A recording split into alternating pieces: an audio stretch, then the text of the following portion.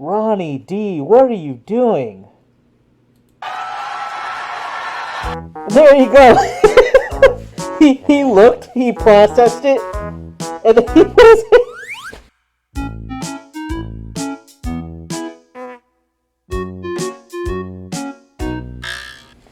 All right. Good evening, everyone. Thank you for joining me. I'm going to do this a little bit different compared to most people. I am going to actually not talk over the actual content. I'll pause instead, and I'll try to keep my pauses to a minimum. I'm only going to pause if I think that there's something worthy of going into a little bit of a discussion with, but I'm going to keep it to a minimum because I know you care more about what the politicians are saying than what I'm saying. So only if it's useful, I will pause, and I'll try to keep it to a minimum. Let's go. Runs out, we all will hear this. Very pleasant. So tonight, these candidates have a big opportunity to break out of the pack and to explain why they are best prepared to be the Republican choice for president at a time when the likely Democrat nominee, President Joe Biden, is working to convince the country that with Bidenomics, things are looking up. They call my plan Bidenomics. I'm not sure they meant it in a totally complimentary way at the time. But guess what? It's working. But no, it's not. is it? Nope. Nope. 65% of Americans say the country is headed in the wrong direction. And here's the reality for some voters we talked to here in Wisconsin this week. We have noticed a dramatic increase in prices at the grocery store just across the board. Gas is high and food is high. A lot of people out here homeless because they can't buy food. It's tough when you got mortgage rates at 7-8% versus 2 to 3. It's just you can't afford the house anymore. Inflation is ridiculous. It's killing us out here. We sit here. All right. Sorry for the quick pause, but I need to make something clear here. Gas is high because there's a war in Ukraine. Ukraine and Russia are huge energy exporters. That's your high energy cost. Number two, food. Food is really high because both of those countries are also the bread baskets of the world. They are huge food exporters. Number three, something that people aren't talking about either. Keep your eyes on this one right here. Fertilizer. Fertilizer is going to be very difficult to get.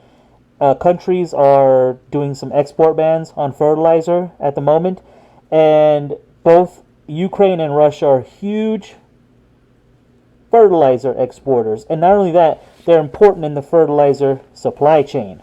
So that fertilizer supply chain, the global fertilizer supply chain, is incredibly complex, very difficult to get back. It's not something that's going to just snap back right away. Look for those costs to be high for a little while and for food to be a lagging indicator of that. And yeah, there you go. And then on top of that, someone mentioned high housing. Yeah, that's your COVID lockdowns. That's your work from home too. Work from home and COVID lockdowns have disrupted the housing market across the country.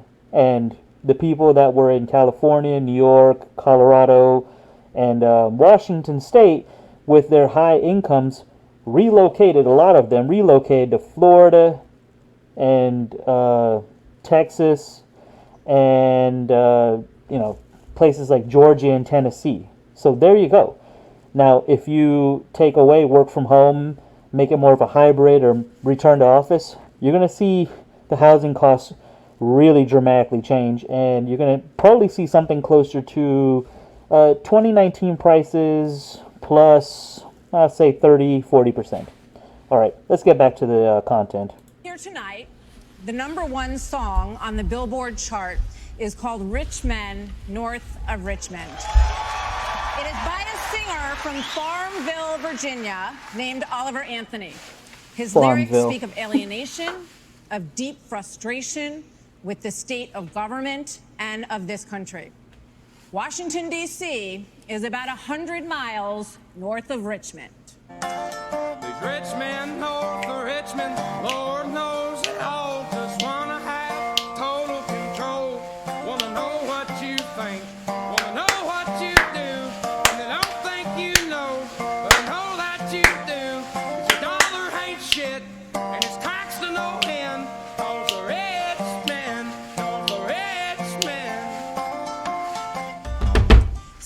DeSantis, why Catchy tune. is this song Very catchy. striking such a nerve in this country right now? What do you think it means? Our country is in decline. This decline is not inevitable. It's a choice. We need to send Joe Biden back to his basement and reverse American decline.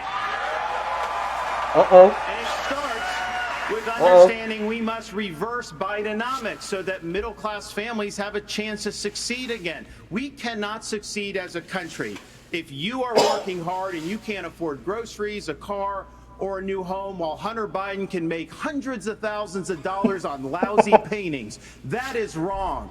We also cannot succeed when the Congress spends trillions and trillions of dollars. Those rich men north of Richmond have put us in this situation. And finally, we need to lower your gas prices. We're going to open up all energy production. We will be energy dominant again in this country. I showed it could be done in the state of Florida. I pledge to you as your president, we will get the job done, and I will not let you down. He kind of forced a smile at the end. Governor Christie, do you agree with Governor DeSantis just said there? And why would you be better on the economy than him? Well, look, I do agree predominantly with what Governor DeSantis just laid out. I think that if you asked every one of us up here, that we would agree predominantly with what he just laid out. Here's the difference. The difference is that we're going to have to work and make sure that we sell these ideas. And be able to put ourselves in a position where we get a majority of the vote, not only by winning the Congress and the Senate in 24, but also by having someone who's had the experience of doing it. Now, I was elected as a conservative Republican in a blue state with 61% of the vote, with a Democratic legislature against me the entire time. And we still, through hard, strong decision-making, brought them around to our point of view. We cut taxes in New Jersey. We cut debt in New Jersey. We made sure that each and every time we were confronted with bad Democratic ideas, we stood and stopped them. And when there were good ideas, we brought people together to make progress going forward. Truth and accountability are the things we need to do to fight waste. And I'd say the last thing is this, Brett. We cannot sit by any longer and allow the kind of spending that's going on in Washington, because every dollar they spend is a dollar that these people are not allowed to spend on their children and their grandchildren. It's robbing our country, and it's wrong. Well, Governor, let me just follow up very quickly. New Jersey, when you were governor, had the second lowest credit rating in the nation after Illinois, and it was downgraded 11 times. Yep. Yeah, and that's what happens when you inherit a blue state that has done that. But when you look at what we did on debt, Brett, in that state, we cut debt in that state, debt that had been left to us by 3 Democratic gubernatorial predecessors of mine who ran up that debt tremendously. And what you also saw us do was to cut the unemployment rate in half. It was over 10% when I became governor in 2010. What we also did was cut pension payments to public employees to make sure that taxpayers were not being soaked by a public employee union system that was killing the taxpayer. Thank you, Governor. Tim Scott, Senator Scott, excuse me. The song also. Yeah, let's have a little proviso on that one. New Jersey had, great employment growth. The whole nation did from 2010 to 2018. I'm reading Betz's term. The whole nation grew because we had just came from an 81-year worse job market and stock market crash relative to its recent high. So, yeah, there's only one place to go from there. It's up. It's not a huge accomplishment, but yeah. Goes after welfare programs. As a senator, now President Biden argued for freezing federal spending, this was back in the 80s, and dealing with sacred cows. He does not talk about that anymore. You have been a senator, though, for 10 years. So what have you done to rein in the increasing size of government? Well, thank you for the question. Over the last several years, I've had an opportunity to vote against spending package after spending package after spending package. What we also need to understand is that Joe Biden's Bidenomics has led to the loss of $10,000 of spending power for the average family. When you see 16% inflation, your gas is up 40%, your food is up 20%, your electricity is up 20%. We can stop that by turning the spigot off at Washington, sending the money back to the states, and allowing the decisions to be made at their own houses. I helped write the Tax Cuts and Jobs Act in 2017. We cut taxes for a single mom like the one that raised me by 70%, for dual households by 60%, returning to the average family $4,000. If you don't send it to Washington, we can't spend it. That's good news for the American people. Okay, but just to follow up, you did, during the Trump administration, you approved $4.4 trillion, $4.1 trillion, $1.7 trillion over the course of that administration. That's a lot of money. There's no doubt that during the Trump administration, when we were dealing with the COVID virus, we spent more money. But here's what happened at the end of our time in the majority. We had low unemployment, record low unemployment, 3.5% for the majority of the population, 70-year low for women. African Americans, Hispanics, and Asians had an all-time low, but our inflation was at 2%. Under Joe Biden, we've seen the exact opposite. We've seen inflation explode, which led to 12 Federal Reserve increases that's devastating home buyers today. Mr. Ramaswamy, you're listening to these answers. If I may, hold on that one was second. our administration, so I don't know if I get a he chance to didn't, respond. he didn't mention you specifically, but we'll be with you in a second, Mr. Vice President. Mr. Ramaswamy, listening to all of this, why should voters choose you over more experienced politicians on this stage? You're basically, a blank slate for people. You're 38 years old. You've said that you only voted in 2 presidential elections before this moment, this political race. So first, let me just address a question that is on everybody's mind at home tonight. Who the heck is this skinny guy with a funny last name, and what the heck is he doing in the middle of this debate stage? I'll tell you, I'm not a politician, Brett. You're right about that. I'm an entrepreneur. My parents came to this country with no money 40 years ago. I have gone on to found multi-billion-dollar companies. I did it while marrying my wife, Apoorva, raising our 2 sons, following our faith in God. That is the American dream. And I am genuinely worried that that American dream will not exist for our 2 sons and their generation unless we do something about it. And I do think Brett is going to take an outsider, because for a long time we have professional politicians in the Republican Party who have been running from something. Now is our moment to start running to something, to our vision of what it means to be an American today. If you have a broken car, you don't turn over the keys to the people who broke it again. You hand it over to a new generation to actually fix the problem. That's why I'm in this race, and we're just getting warmed up. I will say this. He smiles a lot. Sometimes, especially when he smiles and shows his teeth, it seems a little, weird. But he comes off pretty friendly. He's taken the "I'm the outsider," golly gee shucks, what am I doing type, approach. Interesting. To you, Governor Haley. So why are you better positioned to turn around this economy that we've heard all of these voters talking about tonight than Mr. Ramaswamy, who is a successful entrepreneur nationally right now? He's beating you in the polls. Well, I don't care about polls. What I care about, the fact is that no one is telling the American people the truth.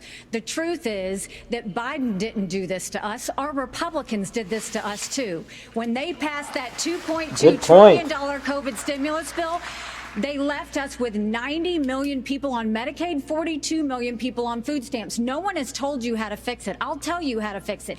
They need to stop the spending. They need to stop the borrowing. They need to eliminate the earmarks that the Republicans brought back in. And they need to make sure they understand these are taxpayer dollars. It's not their dollars. And while they're all saying this, you have Ron DeSantis, you've got Tim Scott, you've got Mike Pence. They all voted to raise the debt. And Donald Trump added $8 trillion to our debt. And our kids are never going to forgive us for this. And so at the end of the day, you look at the 2024 budget, Republicans asked for $7.4 billion in earmarks. Democrats asked for $2.8 billion. So you tell me who are the big spenders. I think it's time for an accountant in the White House. Vice President Pence. It's a non sequitur. You mentioned there. 54% of voters say the cost of groceries is a, quote, major problem for them. Right. You blamed the Biden administration spending for that increase. But as vice president, your administration spent more than any prior, $7.8 trillion added to the national debt, $3.5 trillion of that before COVID. So does that mean that you're part of the spending problem? Well, first off, thanks for the question. Thanks for letting me respond to a reference to our administration's record. I'm incredibly proud of the record of the Trump-Pence administration. I mean, in 4 short years, we rebuilt our military. We revived our economy. We unleashed American He's making energy. a speech. And we appointed 3 conservatives to the Supreme Court that gave the American people a new beginning for the right to life. Now, speech, Martha, you asked pre-can. earlier who's the most best prepared for this job. And I must say, with all due respect to all of my friends on the stage, and even to one that's probably looking on, I think unquestionably I am the best prepared, the most tested, the most qualified and proven conservative in this race. I was a leader in the Congress of the United States. I led Indiana where we balanced budgets and had a AAA bond rating when I was governor. And as Vice President of the United States, we spent funding to backfill on the military cuts of the Obama administration, and then we were there in the worst pandemic in 100 years. All that being said, I was the first person in this race to say that we've got to deal with the long-term national debt issues. You got people on this stage that won't even talk about issues like Social Security and Medicare. You won't either. You recently said a president can't do everything. Well, I got news for you, Vivek. I've been in the hallway. I've been in the West Wing. A president of the United States has to confront every crisis facing America. I will put our nation back on the path to growth and prosperity and restore fiscal responsibility, just as I did in Congress and as governor, Mr. Vice President, and when I was vice president. But, I mean, He took a shot at Vivek. Interesting. I don't recall Vivek saying anything about that guy. I mean, maybe indirectly with the we need a new generation thing, but interesting. You were named earlier. I'm going to give Vivek first. We'll get to both of them. This isn't that complicated, guys. Unlock American energy, drill, frack, burn coal, embrace nuclear. Put people back to work by no longer paying them more to stay at home. Reform the U.S. Fed, stabilize the U.S. dollar, and go to war. The only war that I will declare as U.S. president will be the war on the federal administrative state that is the source of those toxic regulations acting like a wet blanket on the economy. So I'm not sure I exactly understood Mike Pence's comment, but I'll let you all parse that out. For me, it's pretty simple. That's something a U.S. president can do with focus, and I'll deliver on it. Did he say go to war? Hold on. The economy. So I'm not sure exactly as U.S. president will I no longer paying them more to stay at home. Reform the U.S. Fed, stabilize the U.S. dollar, and go to war. The only war that Go to war. Is that a Freudian slip? I mean, he has definitely said that he's not interested in like provoking Russia, but go to war? Oh, I don't know about that. Yeah, interesting. But he did fire back at Pence. That was interesting. I will declare as U.S. president will be the war on the federal administrative state that is the source of those toxic regulations acting like a wet blanket on the economy. So I'm not sure I exactly understood Mike Pence's comment, but I'll let you all parse that out. For me, it's pretty Wet simple. blanket. That's something a U.S. president can do with focus, and I'll deliver on Well, it. let me explain it to you. Vivek, if I can. I'll go slower this time. I sometimes struggle with the reading comprehension. Look, I was a House conservative leader before it was cool. I actually pushed a Deficit Reduction Act. That was the last time we actually reduced the national debt in the United States when I was the leader of House conservatives. I balanced budgets and cut taxes when I was governor. I mean, look, Joe Biden has weakened this country at home and abroad. Now is not the time for on-the-job training. We don't need to bring in a rookie. We don't need to bring in people without experience. We need to bring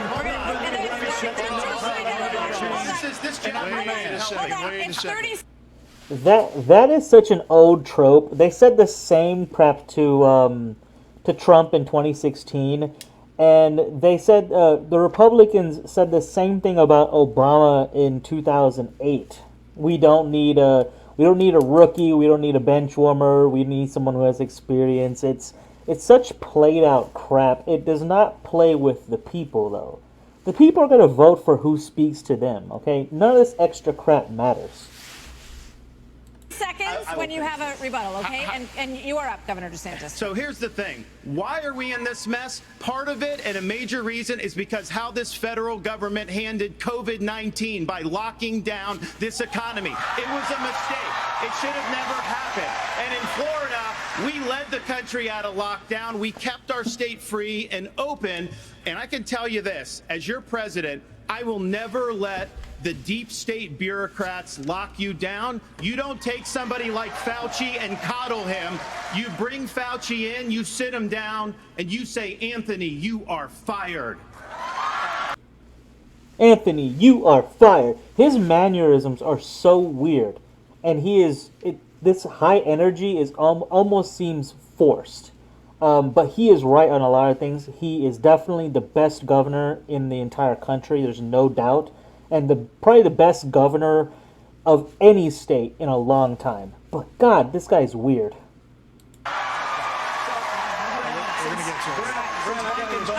know what? We're going to bring in... I just want to finish responding to Mike. I just want to respond to Mike for 1 second because he invoked me back.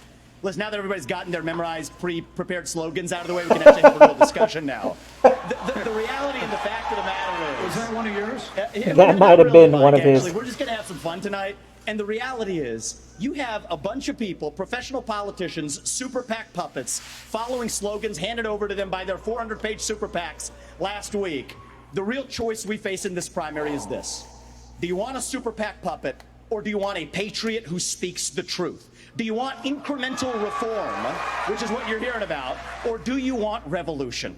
Okay. And I stand on the side of the American Revolution.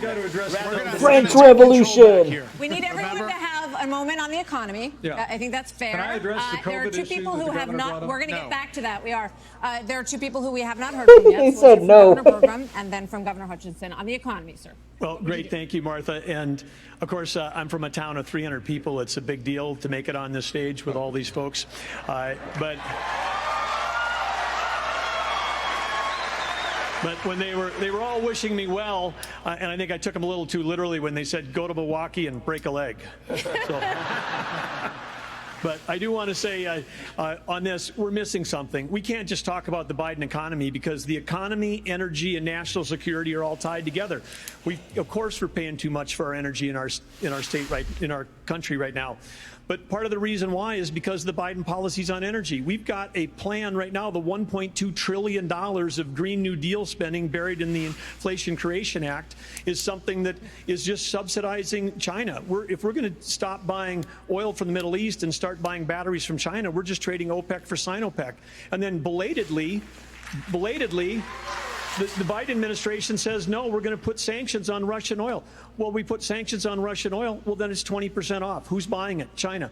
So if you buy a battery in this country, you buy a solar panel, it's being produced in a plant in China powered by coal, or it's being powered by oil and gas at 20% off. And every farmer in this country would like to buy diesel at 20% off, just like they're buying it in China. Governor Hutchinson, quickly. Thank you, Grant. Delighted to be here tonight. And let me just tell you that I'm a pro-life governor from a conservative That's a state weird-looking that have guy. a conservative record in which I lowered taxes in Arkansas as governor. I created a $2 billion surplus that I passed over to my successor, and I made sure that we shrunk the size of government. We have 14% fewer state employees in Arkansas after I left government than when I took over as governor 8 years ago. I tell that because that's what we need in Washington, D.C. We need somebody who can actually constrain the growth of the federal government, that can actually reduce the size, and I've pledged to reduce by 10% our federal non-defense workforce. That's a specific pledge to make that attacks the administrative state. And let me applaud some of the business partners that are here that have had success in business. But let me tell you, I've been a federal prosecutor. I've served our country in terms of being head of the DEA, in Homeland Security, in times of crisis. And while I think that that's experience that is important for the future of our country, to be the President of the United States that can lead with positive solutions and be held accountable. Thank you. We have a lot of topics to get to, and I promise This guy's we're going so to get boring. to everyone if we play with He's him. like a Republican Okay, from next topic. like 16 More than years ago. 1,000 people are still unaccounted for in Maui after the deadliest U.S. wildfire in more than a century. Hawaii's governor and White House officials said that climate change amplified the cost of human error. And a tropical storm hit California for the first time in 84 years. The ocean hit 101 degrees off the coast of Florida. And in the last month, the heat wave in the Southwest broke records nearly 50 years old. So Alexander Diaz from Young America's Foundation has a question for you. Polls consistently show that young people's #1 issue is climate change. How will you, as both President of the United States and leader of the Republican Party, calm their fears that the Republican Party doesn't care about climate change? So we want to start on this with I don't think young Republicans care about climate change like that, but okay. Well, let's buy that for a minute. a show of hands. Do you believe in human behavior is causing climate change? Raise your hand if you do. Look, we're not school children. Let's have the debate. I mean, I'm happy to take it to start. Alexander, so do you want to raise your Oh snap! Ronnie D. Ronnie D from Let me Tallahassee. just say to Alexander this. First of all, one of the reasons our country's decline is because of the way the corporate media treats Republicans versus Democrats. Biden was on the beach while those people were suffering. He was asked about it. He said no comment. Are you kidding me? As someone who's handled disasters in Florida, you got to be activated. You've got to be there. You've got to be present. You've got to be helping people who are doing this. And here's the deal. Let's just answer the question. So, is that a yes or is that a yes? Vivek being a little bully. Uh-oh. I think it was a hand raise for him, and it's my hands are in my pockets. No, because no, the I climate didn't change I didn't agenda like is that. hands. Let us be honest as Republicans. Nah, I'm the Ronnie only D person was on the stage cooking. who I don't isn't like bought and that. paid for, so I can say this. The climate change agenda is a hoax. Whoa. The climate change agenda is a hoax. And we have to declare independence for it. On the stage who isn't bought and paid. Hand raise? You do not. I think it was a hand raise for him, and it's my hands are in my pockets. No, because no, the I climate didn't change raise- I agenda didn't is a raise a hoax. Let us be honest as Republicans. I'm the only person on the stage who isn't bought and paid for, so I can say this. The climate change agenda is a hoax. The climate change agenda is a hoax. And we have to declare independence for it. And the reality is, the anti-carbon agenda is the wet blanket on our economy. And so Wet the reality blanket? is more people are dying of bad climate change policies than they are of actual climate change. Governor Haley, are you bought? Wow. Hold on. Listen. Wait, hold on. All guns pointed at him now. I've had enough already tonight of a guy who sounds like ChatGPT standing up here. Oh no! No! Person in one of these debates, Brett, who stood in the middle of the stage and said, "What's a skinny guy with an odd last name doing up here?" was Barack Obama, and I'm afraid we're dealing with the same type of amateur Oh, sitting on God. stage tonight. That was good though. Same type of amateur. And you'll help elect me just like you did to Obama, too. Give me that damn Oh snap! Hold on. Governor Haley, would you like to respond? Are you So, bought and Brett, paid what for? I would like to say is the fact that I think this is exactly why Margaret Thatcher said, if you want something said, ask a man. If you want something done, ask a woman. Bro, this is the same, like, well, females need to kind of stop doing this, okay? It kind of makes you look even cornier, because Hillary said the same thing before, and even Carly Fiorina said the same thing in 2016. Why is everyone acting like a little kid? And, you know, it's time for a woman to... You're making yourself look bad. Don't use those talking points. They're so hokey. They don't play with guys at all. Not at all. Guys do not care.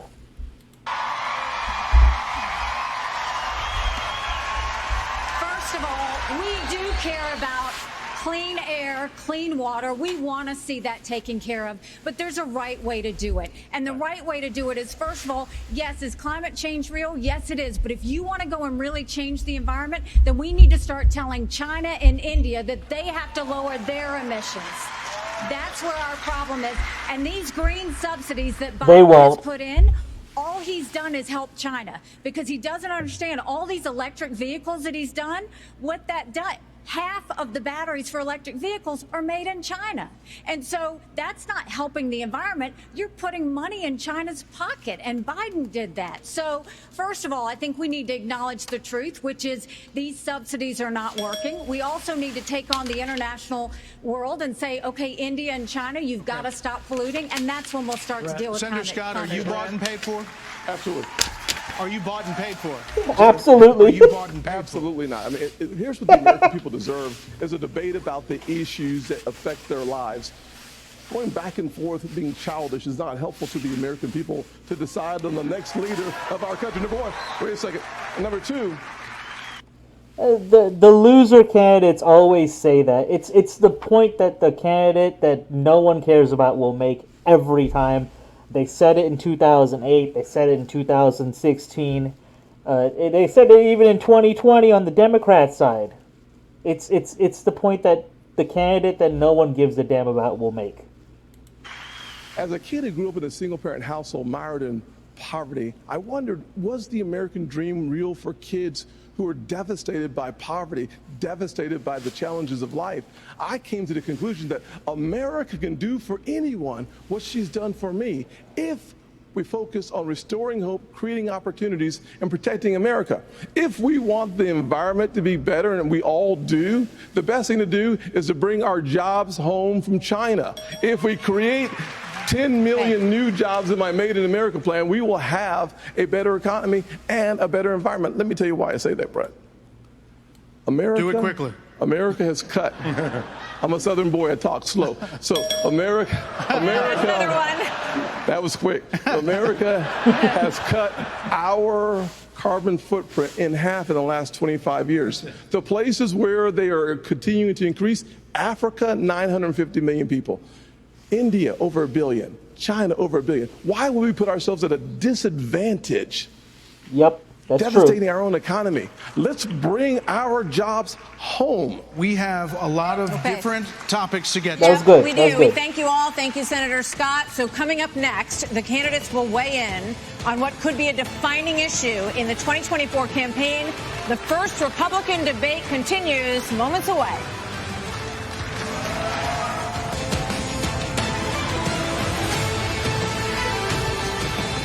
Abortion has been a losing issue for Republicans since the Dobbs decision. In 6 state referendums, all have upheld abortion rights in this country. And even in red states, there are more swing state referendums that are coming up as we head into the elections as well on this. So, Governor Haley, what do you say to your party and to your state, which today confirmed a 6-week abortion law as well? Before we get into this, I have to add, the Republicans will continue to not maximize their victories because they are just gung-ho about this abortion thing. Look, you cannot just force your morality upon the rest of the nation. Okay, at a federal level, you can put something reasonable in there, but this whole we're going to stop all abortion, we're going to end all abortion, it's such a stupid talking point, and no president, I mean, Donald Trump picked the Supreme Court to where that was actually, kind of struck down from the federal level, but it didn't exactly end abortion. This needs to be a state's issue because you cannot just force Arkansas morality upon people in New York and California's morality upon people in Mississippi. It's not going to work. They need to get over it. They need to make it a state's issue and leave it at that. Otherwise, they're going to continue losing on the things they really want. Especially the impact on women suburban voters across this country. Thank you, Martha. I am unapologetically pro-life, not because the Republican Party tells me to be, but because my husband was adopted and I had trouble having both of my children, so I'm surrounded by blessings.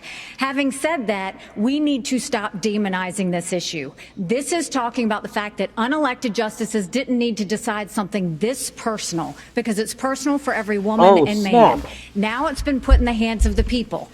That's great. When it comes to a federal ban, let's be honest with the American people and say it will take 60 Senate votes. It will take a majority of the House. So in order to do that, let's find consensus. Can't we all agree that we should ban late-term abortions?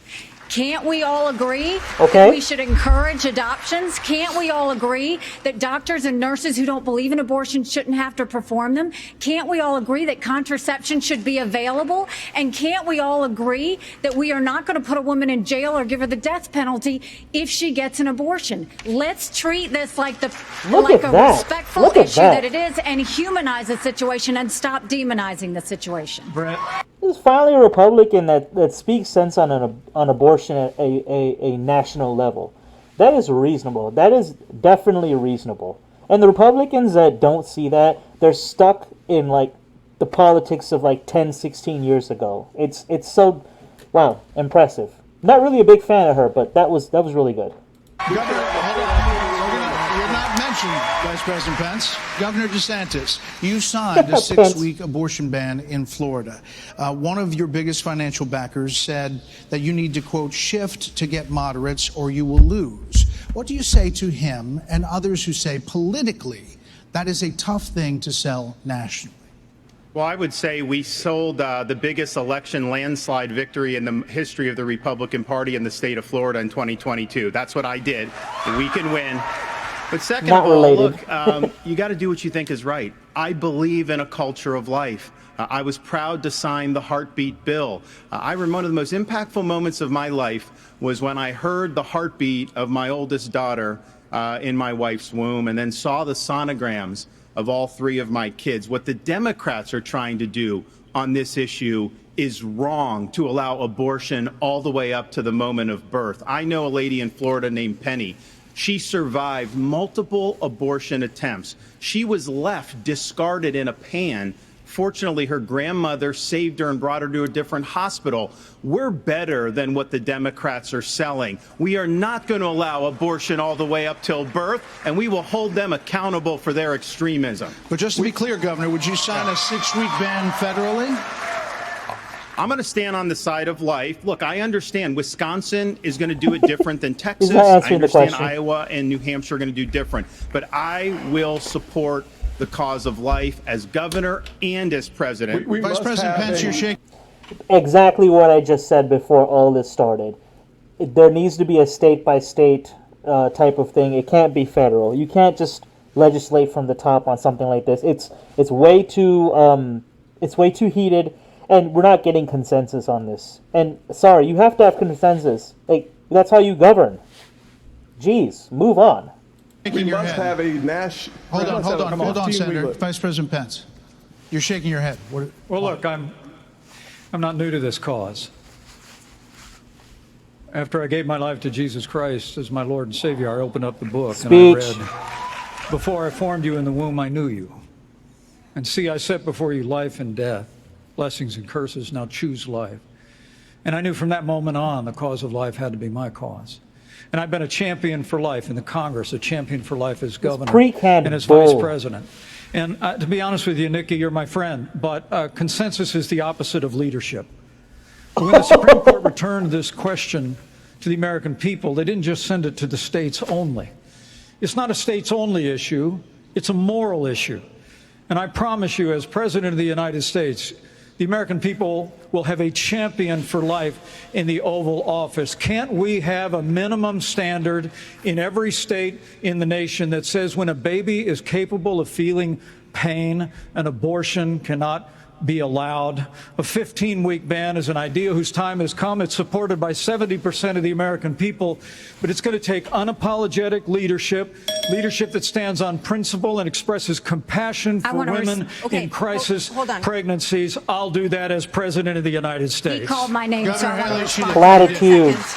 So first of all, I will BS. say it is in the hands of the people, and that's where it should be. But when you're talking about a federal ban, be honest with the American people. I am We being haven't honest. had 45 pro-life senators in over 100 years. So no Republican president can ban abortions any more than a Democrat president could ban all those state laws. Oh. Don't make women feel like they have to decide on this issue when you know we don't have 60 Senate votes in the House. 70% of the American people support legislation But to ban 70% of abortion the after Senate a baby is does capable not. of experiencing. It's just going to take leadership. Hold on. Tearing into him. 70% of the For Senate Governor does not. Bergman You here. have to be honest with the We have to American have people. a 15-week All right, limit. let's get Governor Bergman for one I did not minute see here. that coming. But the Supreme Court did overturn Roe v. Wade, and the result of that decision was that it went back to the states. So that's where it is right now. So as I understand it, you are not in favor of a federal ban. What do you say about the states? There's about 5 of them, including New Jersey, I think a few others, that allow abortion up until the time of birth, though. If you were president, would you be able to abide that? Well, first of all, I'm a pro-life governor of a very pro-life state. And this issue is, of course, very important. But I am on the record, and I stand behind that we should not have a federal abortion ban. We should not. And the reason why we shouldn't is very simple. It's the 10th Amendment in the Constitution. In the Constitution, which the states created the federal Constitution is government, up. not the other way around, it says that there were certain duties allowed to the federal government delegated to them by the states. The rest are left to the states, comma, or importantly, or to the people. We need to get back to freedom and liberty for the people in this country. And we can't have Republicans who fight for 50 years for this great cause And win. to return it back to the states, and then the next day they turn around and go, no, the feds should do that, because the feds are stepping into people's lives, they're stepping into people's businesses.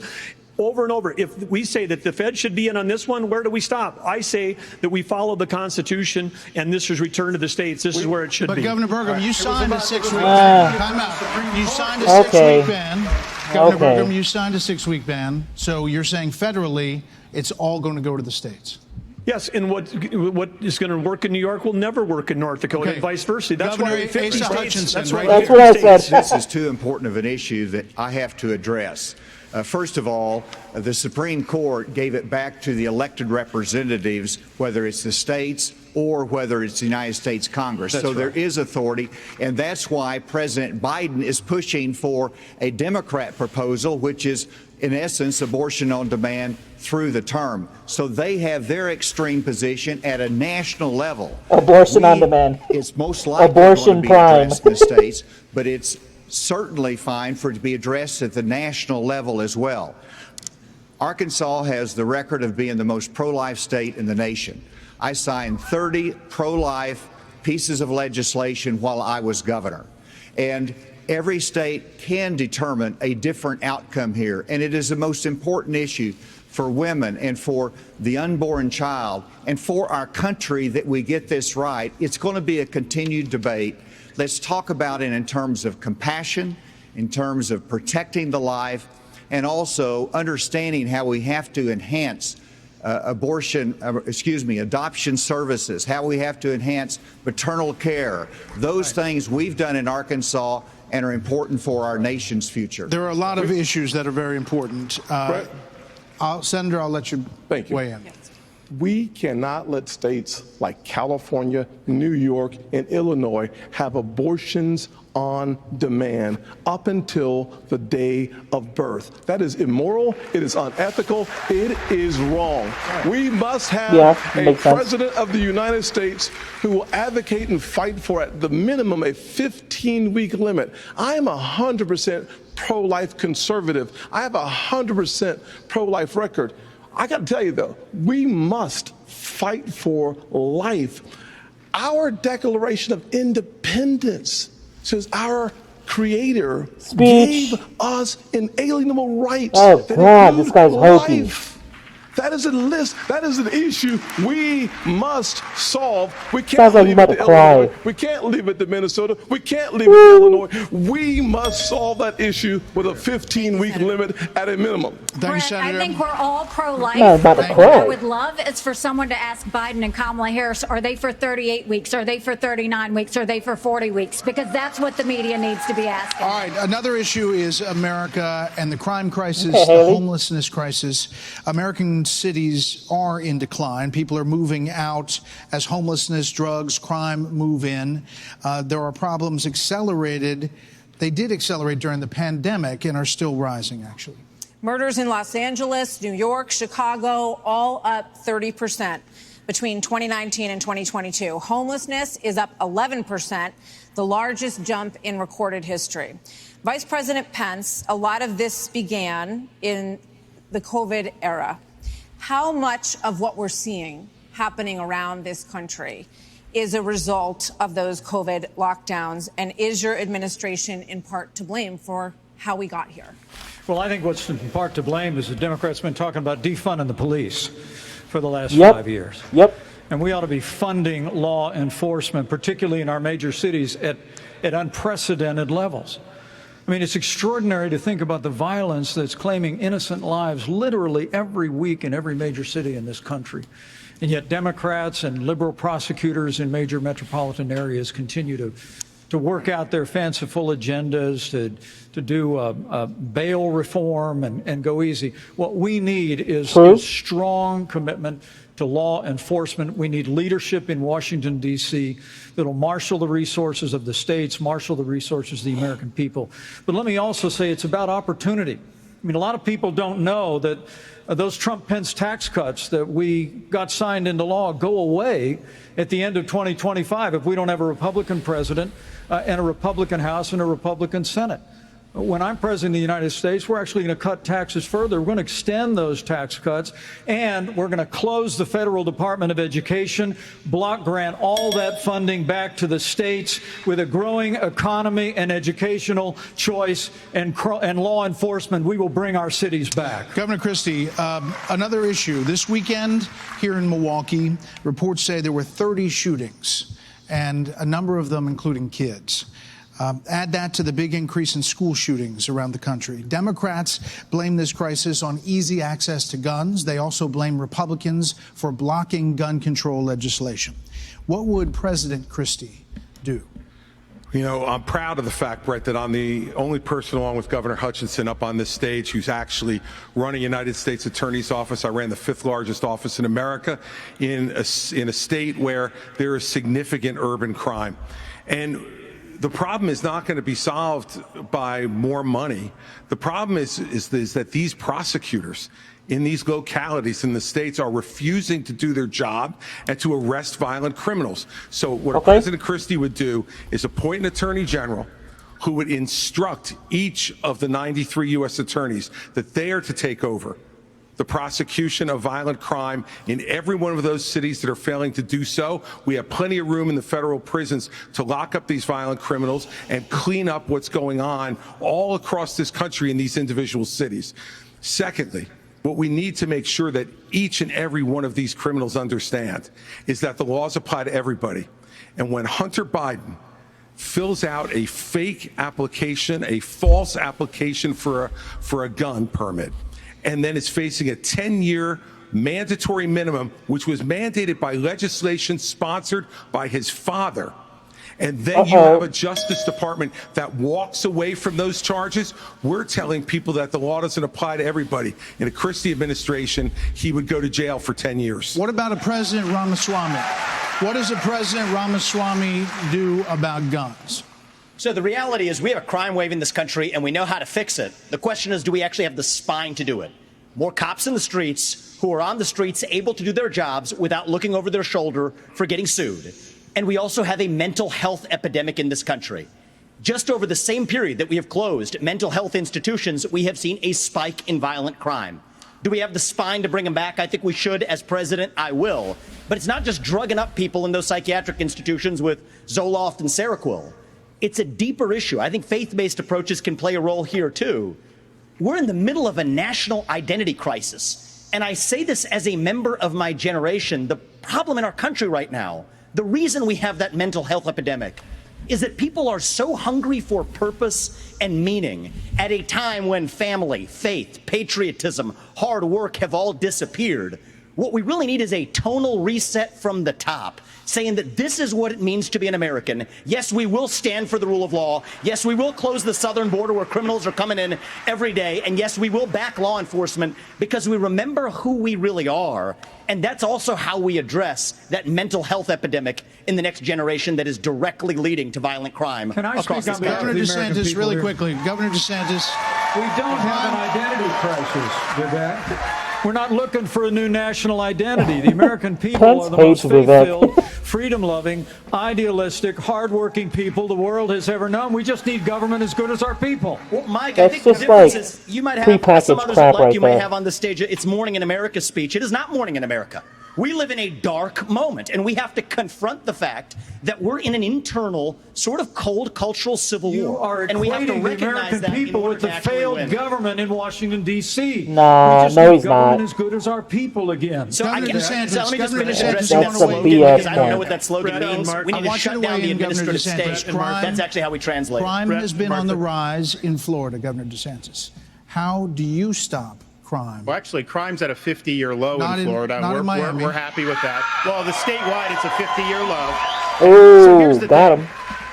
These hollowed out cities, this is a symptom of America's decline. And one of the biggest reasons is because you have George Soros funding these radical left-wing district attorneys. They get into office and they say they're not going to prosecute crimes they disagree with. The inmates start running the asylum. There's one guy in this entire country that's ever done anything about that. Me. When we had two of these district attorneys in Florida elected with Soros funding who said they wouldn't do their job, I removed them from their posts. They are gone.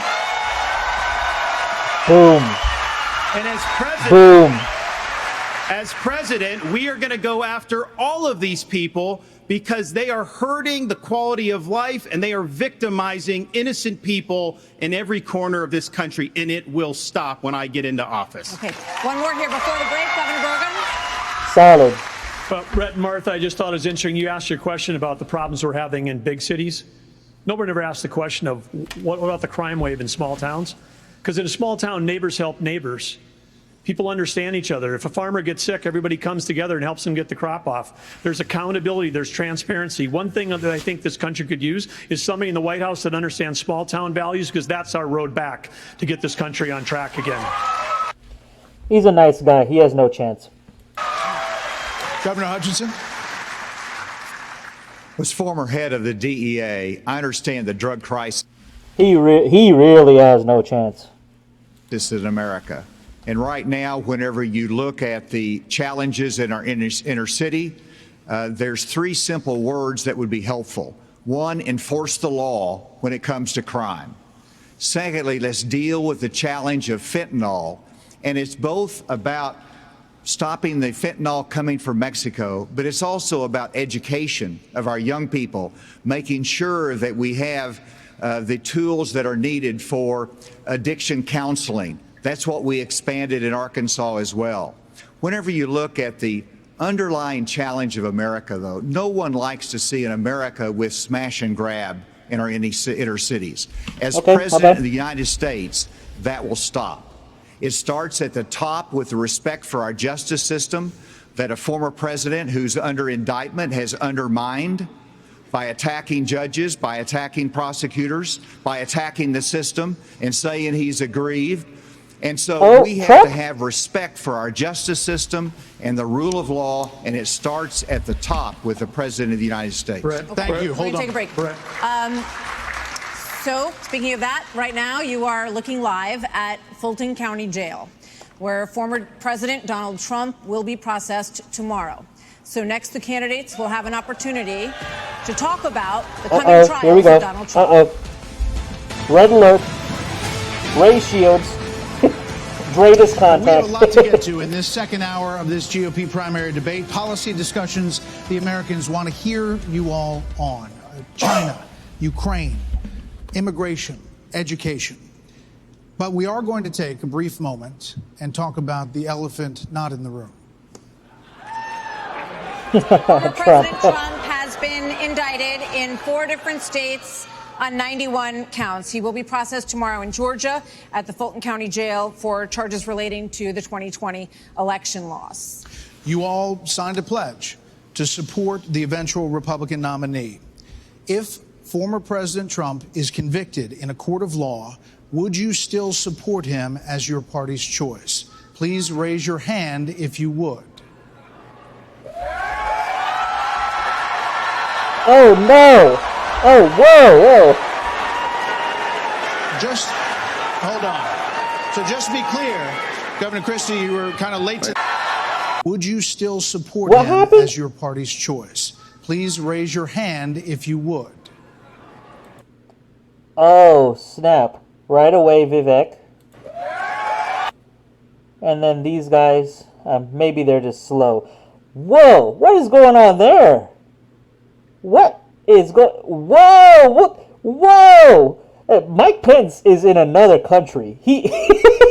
Dude, this is epic. Mike Pence is not... He knew what he was going to do there.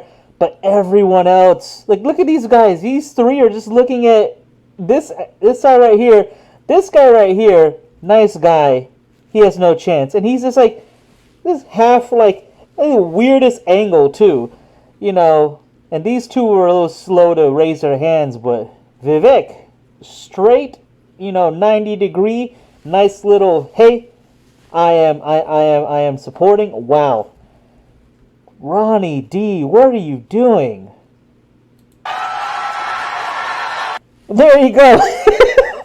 he looked, he processed it, and then he put his sorry, I had to put my hand like much higher, guys. It's because the camera. So this is not like some 1930s German, hand gesture. That's the only way you can see me. So sorry. Wow. Oh man. Hey, why is he putting his hand up now? What the heck? Dude, this is crazy. This is so crazy.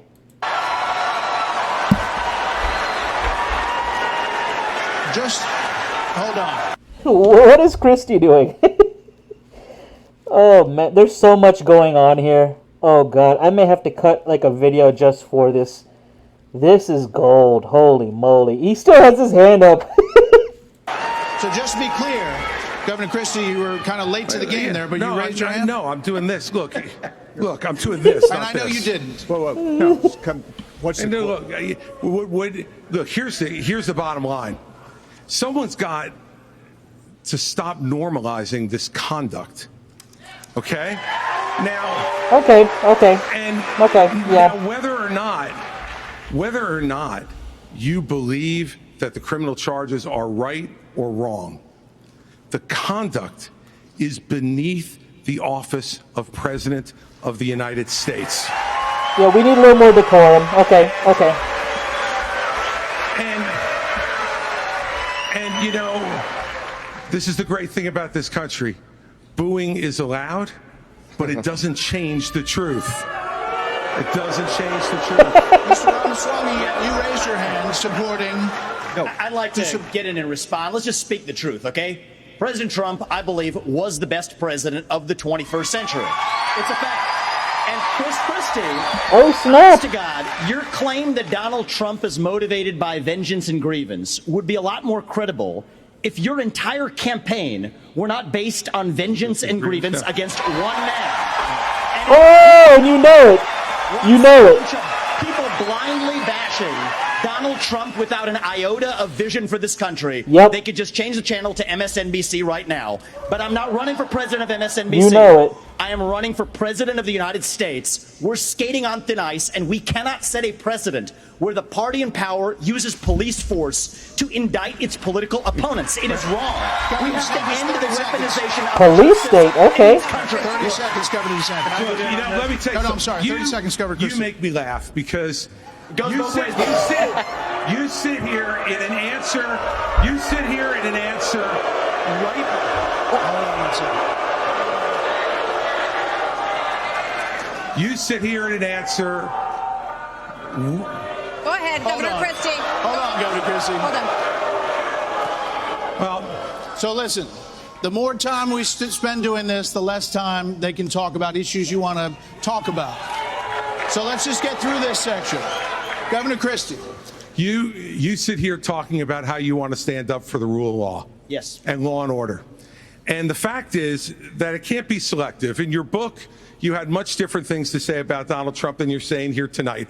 That's not true. Well, it is very true. That is not true. It's true. very true. I read it, Because and there's I know. a difference between bad behavior and illegal behavior, Chris. And you, as a prosecutor, should know better. Yeah, you know what? I know a lot better. There's a difference between bad behavior. And I know a lot better than you do. You've never done it like you've never done anything to try to advance the interests of this government except to put yourself forward as a candidate tonight. And here's the thing. We've stood up for law and order. I did it as U.S. attorney. I did it as governor. And I am not going to bow to anyone when we have a president of the United States who disrespects the Constitution. He said, Get your MSNBC contributor. He said,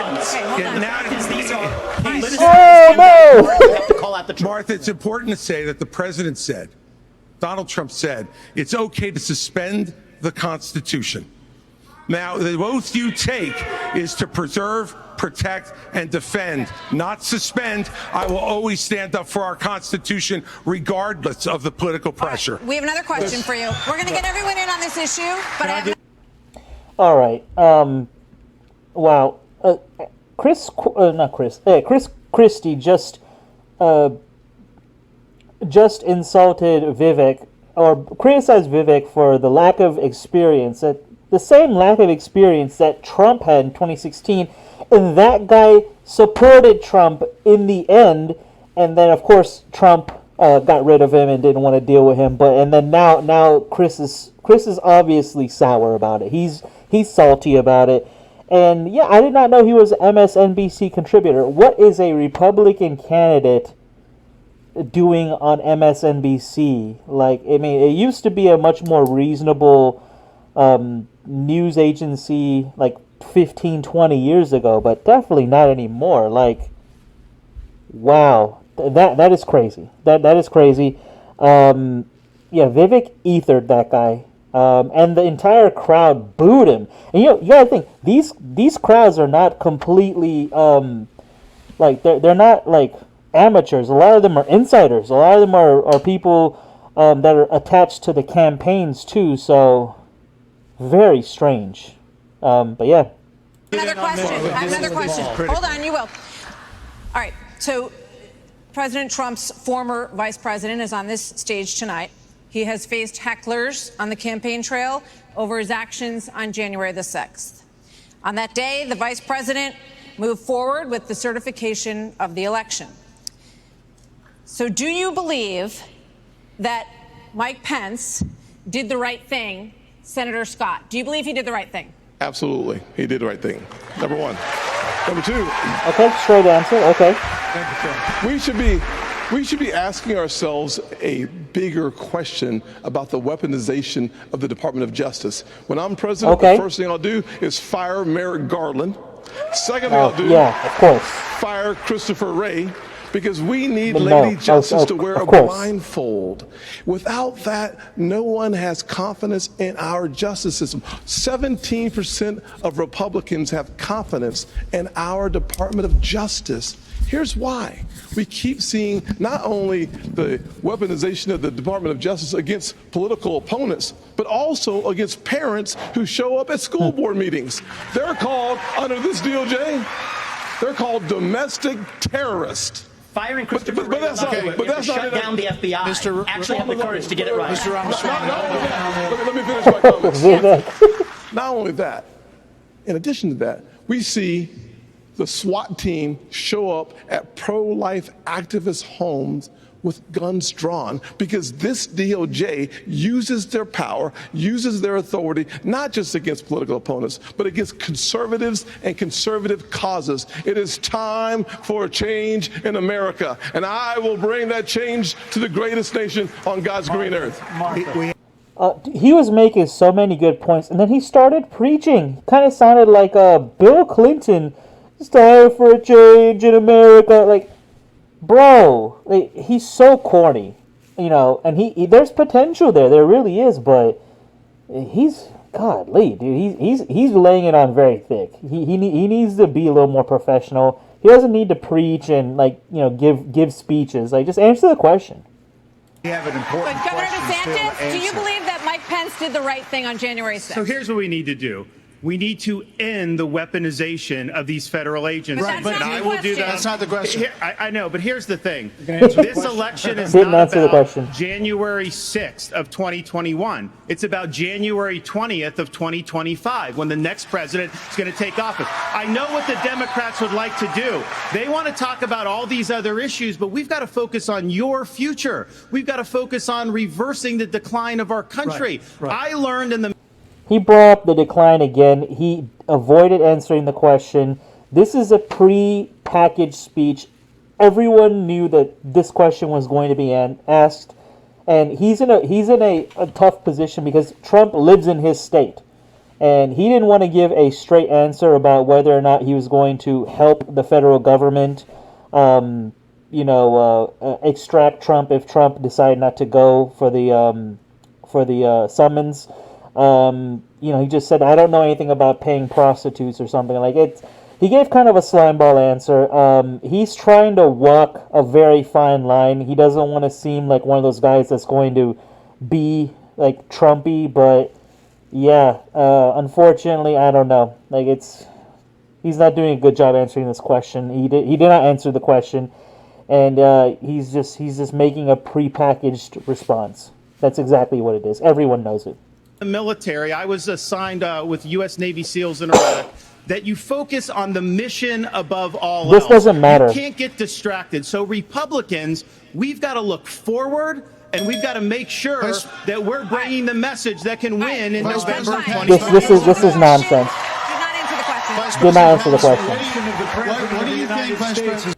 Martha, and I think her name is Martha. Martha McCallum and Brett Baer, they're doing a great job. They really are. It's a pretty darn good job for the most part. These guys, Ronnie D did not answer that question. He doesn't have an answer for the question. Is to support and defend the Constitution of the United States. I think the American people deserve to know whether everyone on this stage agrees that I kept my oath to the Constitution that day. Well done. Look at that. So answer the question. I've heard this before. So yes. Why are we? Mike did his duty. I got no beef with him. But here's the thing: is this what we're going to be focusing on I'm relieved. going forward? The rehashing of this? I'll tell you, Governor the DeSantis, Democrats would love that, and they will win if we Governor let him get away DeSantis, with it. I'm not letting Biden hang out in the basement this time. We're going to run him ragged around this country, and we're going to hold him accountable. Let me just say, Governor saved DeSantis, that. we spent an hour talking about policy. Former President Trump is beating you by 30, 40 points in many polls. So it is a factor in the GOP primary. Oh, Governor wow. Hutchinson, you did not raise your hand. I may be in the minority. I think that was inappropriate. I don't think Brett Baer needed to go there.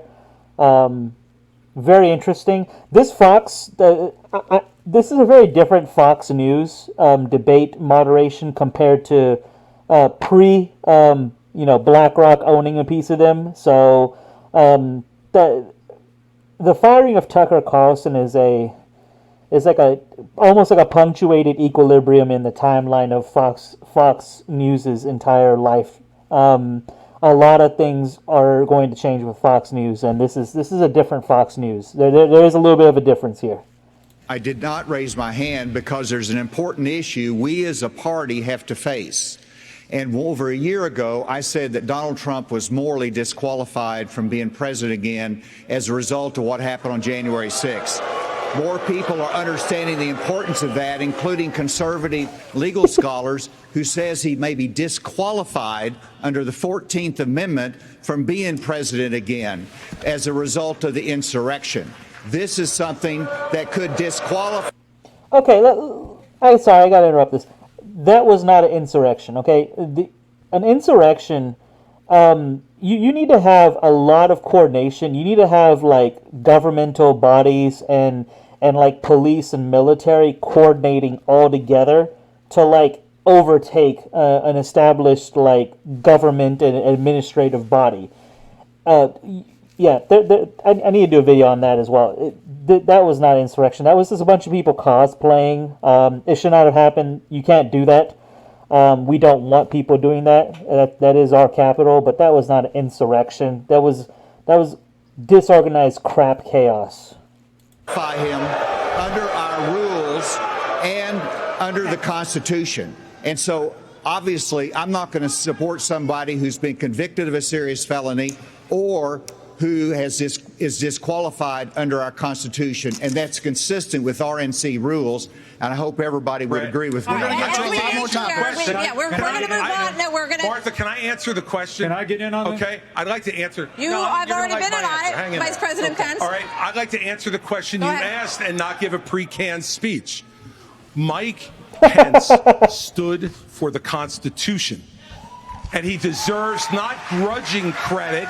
He deserves our thanks as Americans for putting his oath of office and the Constitution of the United States before personal, political, and unfair pressure.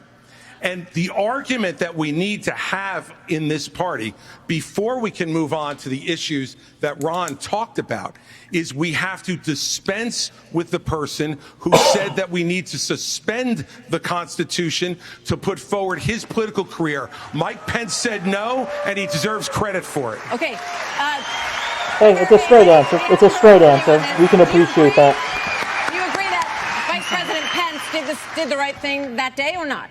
I do think that Vice President Pence did the right thing, and I do think that we need to give him credit for that. But what I will also tell you is, look, I mean, when it comes to whether President Trump should serve or not, I trust the American people. Let them vote. Let them decide. But what they will tell you is, let the American people decide. That is such a corny line. The American people are going to decide, okay? It's an election. Duh. Carly Fiorina used that same line in 2016.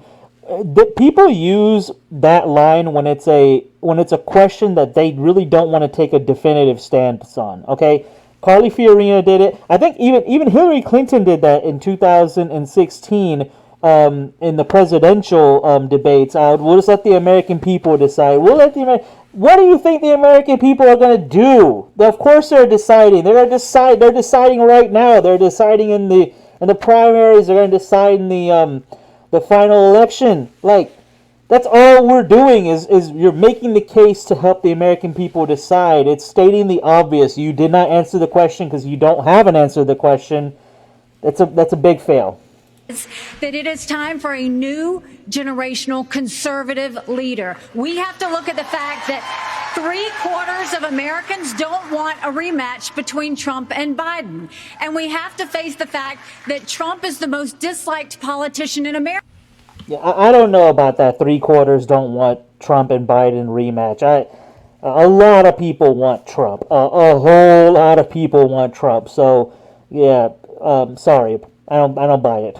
America, we can't win a general election that way. Yes, you can. Trump is the leading candidate right now. The base actually wants that guy. Like, come on. It's Governor Berg an opportunity. Happy to answer the question. Mike Pence did the right thing on January 6th. But I want to say, you started off the top of this hour saying we're going to talk about China, Ukraine, education. We are. China is the number one threat to our country. And every minute that these 8 candidates spend talking about the past instead about the future is time that is just you know who loves it? Biden loves it, but China loves it. He's saying the same thing. Oh, look at these guys are talking about all this stuff in it. Hey, only people that the people that like that are the Democrats and Biden, and it's such every person. You see, it follows what I said earlier. Every person that doesn't get enough attention will start saying stuff like this. He started off well. He answered the question, then he's moved on to like, oh, you were talking about China. Why pivot? Like, keep it simple, man. Nice guy. No chance, though. when we're talking about the past. Okay, as promised, we were going to spend a few questions on it, let people say what they wanted to say, and now, indeed, we are moving on to the subject The of U.S. has committed nearly 77. Can I speak on this issue? I was You kind of did involved. you answered on this. You did You did say answer. something. Yeah. We thought you were done, but you No, I please. wasn't done. Well, Mike, why don't you say this? Join me in making a commitment that on day one you would pardon Donald Trump. I'm the only candidate on the stage who had the courage to actually say it. Oh. Move our nation forward. I don't know and why turn the you page assume that forward. That's Donald exactly Trump right. will be convicted of these crimes. You should. I don't know why you assume Donald Trump will be convicted. He has 4 indictments, genius. Like, wow, dude. Pence does not like Vivek at all, and look at that vein. Whoa, the vascularity. Dude, you mad, bro. You mad. Holy moly. Why is everyone dressed the same? This blue, red. This is the Trump, this is the standard Trump debate attire too. Like, Trump wears this so much. You'll see a blue jacket, white shirt, and really, really awesome red tie. Hilarious. But good God, look at Pence. Good God, he's mad. Be able to make a commitment, the same justice system that was this Vivek, corrupt. Here's the difference between you and me. Yeah, I'm not a professional politician. That's the difference. Who can answer a question? I've actually given pardons. It's irrelevant. That's such an irrelevant point. Answer the question. As governor of the state of Indiana, it usually follows a finding of guilt and contrition by the individual that's been convicted. So, look, if I'm president of the United States, we'll give fair consideration to any pardon request. But if I may, he wants Trump's contrition. That's basically it. He wants Trump to say, please. It's not going to happen, man. Wow. You know, it's not about looking back at January 2021. It's about January 20th, 2017. Speech. I put my left hand on Ronald Reagan's Bible. I raised my right Speech. Oh, crap. and I Speech. took an oath to support and defend the Constitution of the United States. And it ended with a prayer, so help me God. It was a promise that I made to the American people, but I also made it to my Heavenly Father. Every day for 4 years, I sought to keep that oath. And everyone on this stage needs to make it clear whether or not they'll do the same if they earn this job and the confidence of the American people. Now, look, I've made it clear. I had hoped. No applause. You notice no one gave a damn about that. That the issues surrounding the 2020 election and the controversies around January 6th had not come to this, had not come to criminal proceedings. I would rather they had been resolved by the American people and the American people alone. But no one's above the law, and President Trump is entitled to the presumption of innocence that every American is entitled to, and we will make sure and extend that to him. But the American people deserve to know that the President asked me in his request that I reject or return votes unilaterally, power that no vice president in American history had ever exercised or taken. He asked me to put him over the Constitution. And I chose the Constitution, and I always will. I had no right to overturn the election, and Kamala Harris will have no right to overturn the election when we beat them in 2024. Thank you. Okay, this is going to be an unpopular position. Pence is right. You can't just overturn an election.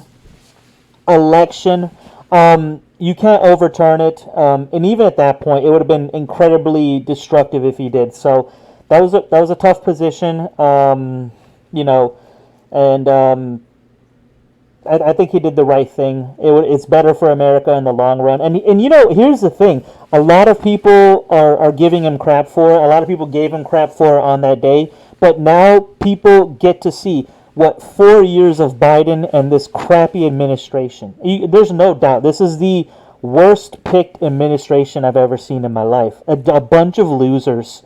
Literally, no one likes Kamala. Kamala isn't a threat to ever be president because she's so unlikable and she can't even speak. Like, how the heck did she become a prosecutor? And then the rest of that, all his advisors, everyone, it's just they all look so incompetent, so weak, you know, effete, not a threat at all. So Mike Pence not overturning, and if he did, that would have been problematic in itself. Actually, that was kind of a gift because it gave a lot of liberals and leftists exactly what they voted for. They got Biden. Now you get to keep him. You get to see what 4 years of Biden is like. And yeah, now you see. Now you see what your vote gets you. Thank you, Vice President Pence. Now we are moving on to other issues. The U.S. has committed nearly $77 billion in aid to the Ukraine war. The administration is now asking Congress for $24 billion more. Regardless of that, the specifics of that plan, is there anyone on stage who would not support the increase of more funding to Ukraine? We would not support it. Europe needs to step up.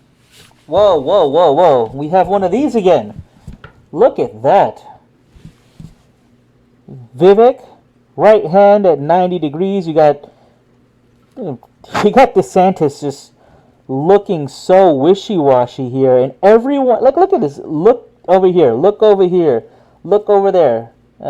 Off in his own little world. She's looking at something over here. And DeSantis is looking confused. And look at Mike Pence. Mike Pence, he does not care. He's on his own little island. Wow.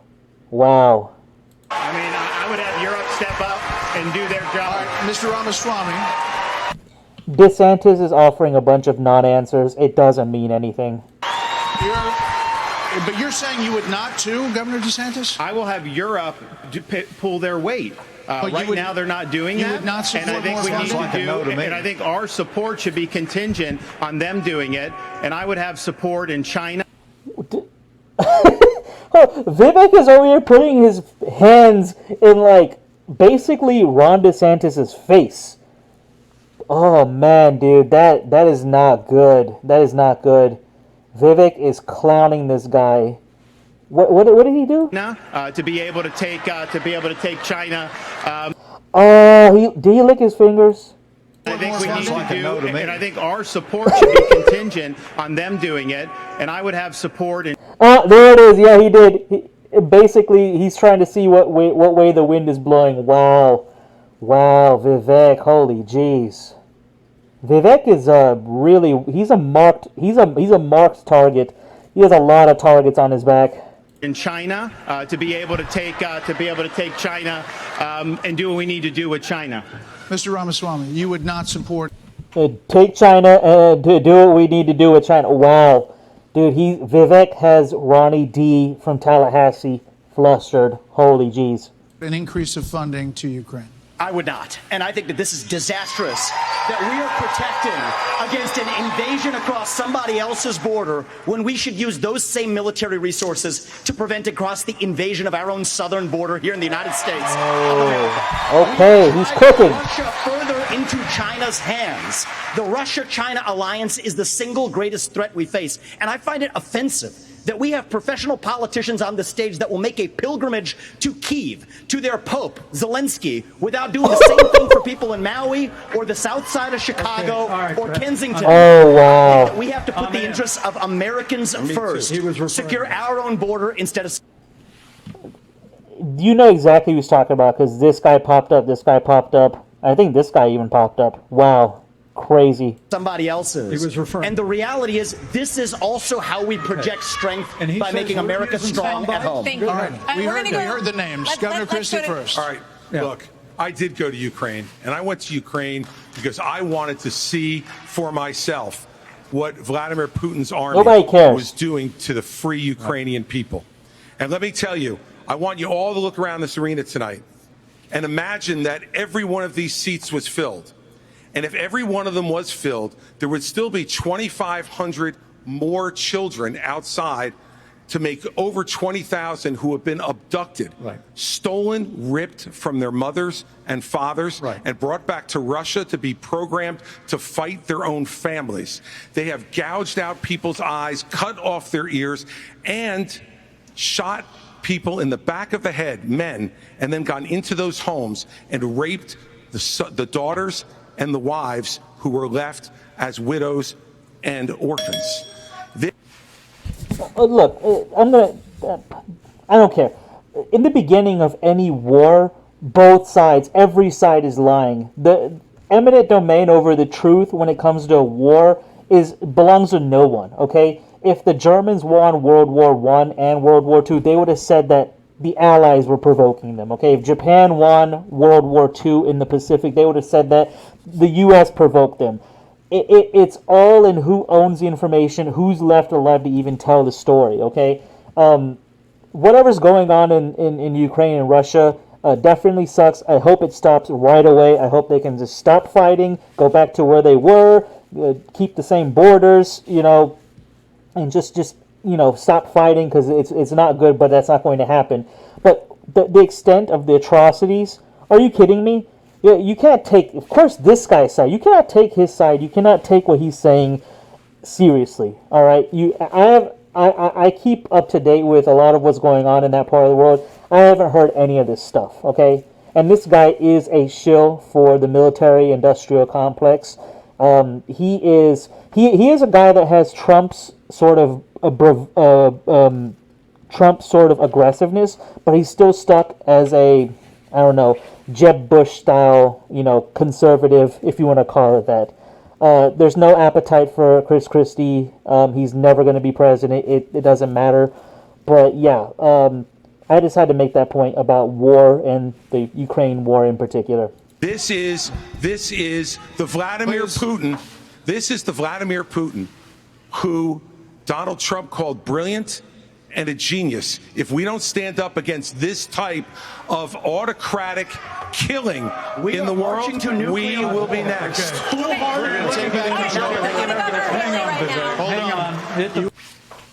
Yeah, and he's rightfully getting booed. There is zero, I'm telling you, there is zero appetite for war with Ukraine. If you look at like 80% of that Republican base, they do not want it, okay?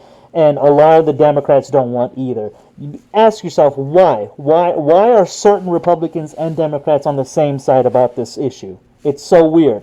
But there is zero appetite. We cannot go to war. We cannot. We need to stop the provocations. I have a question for Governor Haley. We'll come back. Vice President Pence was mentioned. You get 30 seconds. Yeah, well, let me be clear. Anybody that thinks that we can't solve the problems here in the United States and be the leader of the free world has a pretty small view of the greatest nation on earth. Speech. It's crap. Speech. We've done both. Prepackaged. We've been the leader of the free world and the arsenal of democracy for years. The Reagan Doctrine years ago made it clear. We said, if you're willing to fight the communists on your soil, we'll give you the means to fight them there so our troops don't have to fight them. We want to fight them there so we don't fight them here. That is the stupidest thing. That is retard level thinking. The Republicans in the 2000s were saying the same crap about the wars in the Middle East. We have to fight them over there, so we don't fight them here. Now you have idiots saying the same thing in Ukraine and Russia. We need to help them fight that over there so that it doesn't come over here. And then you know what? I even saw somewhere. I think it was Douglas. Oh God, I forgot his name. McGregor, or it was some former military leader. He was with Tucker in an interview, and he was saying in Vietnam, he had, the leading commanders there were saying, got to fight them in Vietnam so we don't fight them in the streets of LA and California. It is such a lame, if you believe that, you're stupid. Okay, you are stupid. When you're fighting a war somewhere else, you're avoiding fighting the war here. But we have two oceans. There's no military in history. No military in history has crossed oceans other than America to go take over or prosecute a war. We fought World War II crossing two different oceans and kicking everyone's ass in that one. So stupid. It really is. Whoever believes it is stupid too. Beck, if we do the giveaway that you want to give to Putin to give him his land, it's not going to be too long before he rolls across a NATO border, and frankly, our men and women of our armed forces are going to have to go and fight him. I want to let the Ukrainians fight and drive Putin and the Russians back out into Russia. I want to just briefly address Pence. Vice President Pence, I have a newsflash. The USSR does not exist anymore. It fell back in 1990. Did I say the real USSR? threat? You talked about the communists, and the real communists that we have to address right now. Do you not have any idea what Vladimir Putin's aims are? You already spoke. Now I actually have something to say. Vladimir Putin has been saying he wants to reestablish the old Soviet sphere You've made of your point, influence. Vice President. Now, if you think I'm sorry if I insulted him by calling him a communist. He is a dictator and a murderer, and the United States of America needs to stand against authoritarianism. Mr. Ramaswamy, 30. Pence is talking a bunch of crap, but he knows how to work the crowd. That is a smooth operator. Understand this. I don't think a lot of people know this. Pence is a former radio host. Okay, so he knows how to talk. That man, it's very interesting. I'm surprised. And Vivek is taking a lot of shots, but I mean, like a battleship. His armor is thick. He's taking shots. He's giving shots. Really impressed with his performance. Really impressed. Briefly respond. The real threat we face today is communist China, and we are driving Russia further into China's arms. The Russia-China military alliance is the single greatest threat we face. Nobody in either political party is talking about it, and I am the only non-neocon on this stage. But keep us out of war. Mr. Vice President, we can't hear. Mr. Vice President, is to give Russia everything they've got. Mr. Vice President, give them a promise that Ukraine will never be in NATO, and then somehow Mr. Vice President, China will not think about taking Taiwan. We achieve peace through strength. Mr. Vice President. This is like freaking 2004 level Republican thinking. I mean, he's still stuck in 2004. He has no chance. There's no appetite for Mike Pence. There really isn't. Stand for freedom. Okay, here we go. I think we need to establish some ground rules When we hear this bell. Yes. Mike Pence is such a annoying guy that these two have to really wrangle him in. Good God. That means your time's done. We're done. So, Mr. Vice President, we appreciate your aggressiveness here. 30 seconds is 30 seconds. Mr. Ramaswamy, you were mentioned. You get 30 seconds. So the reality is that today, Ukraine is not a priority for the United States of America. And I think that the same people who took us into the Iraq War, the same people who took us into the... Hold on. Sorry for the frequent pauses.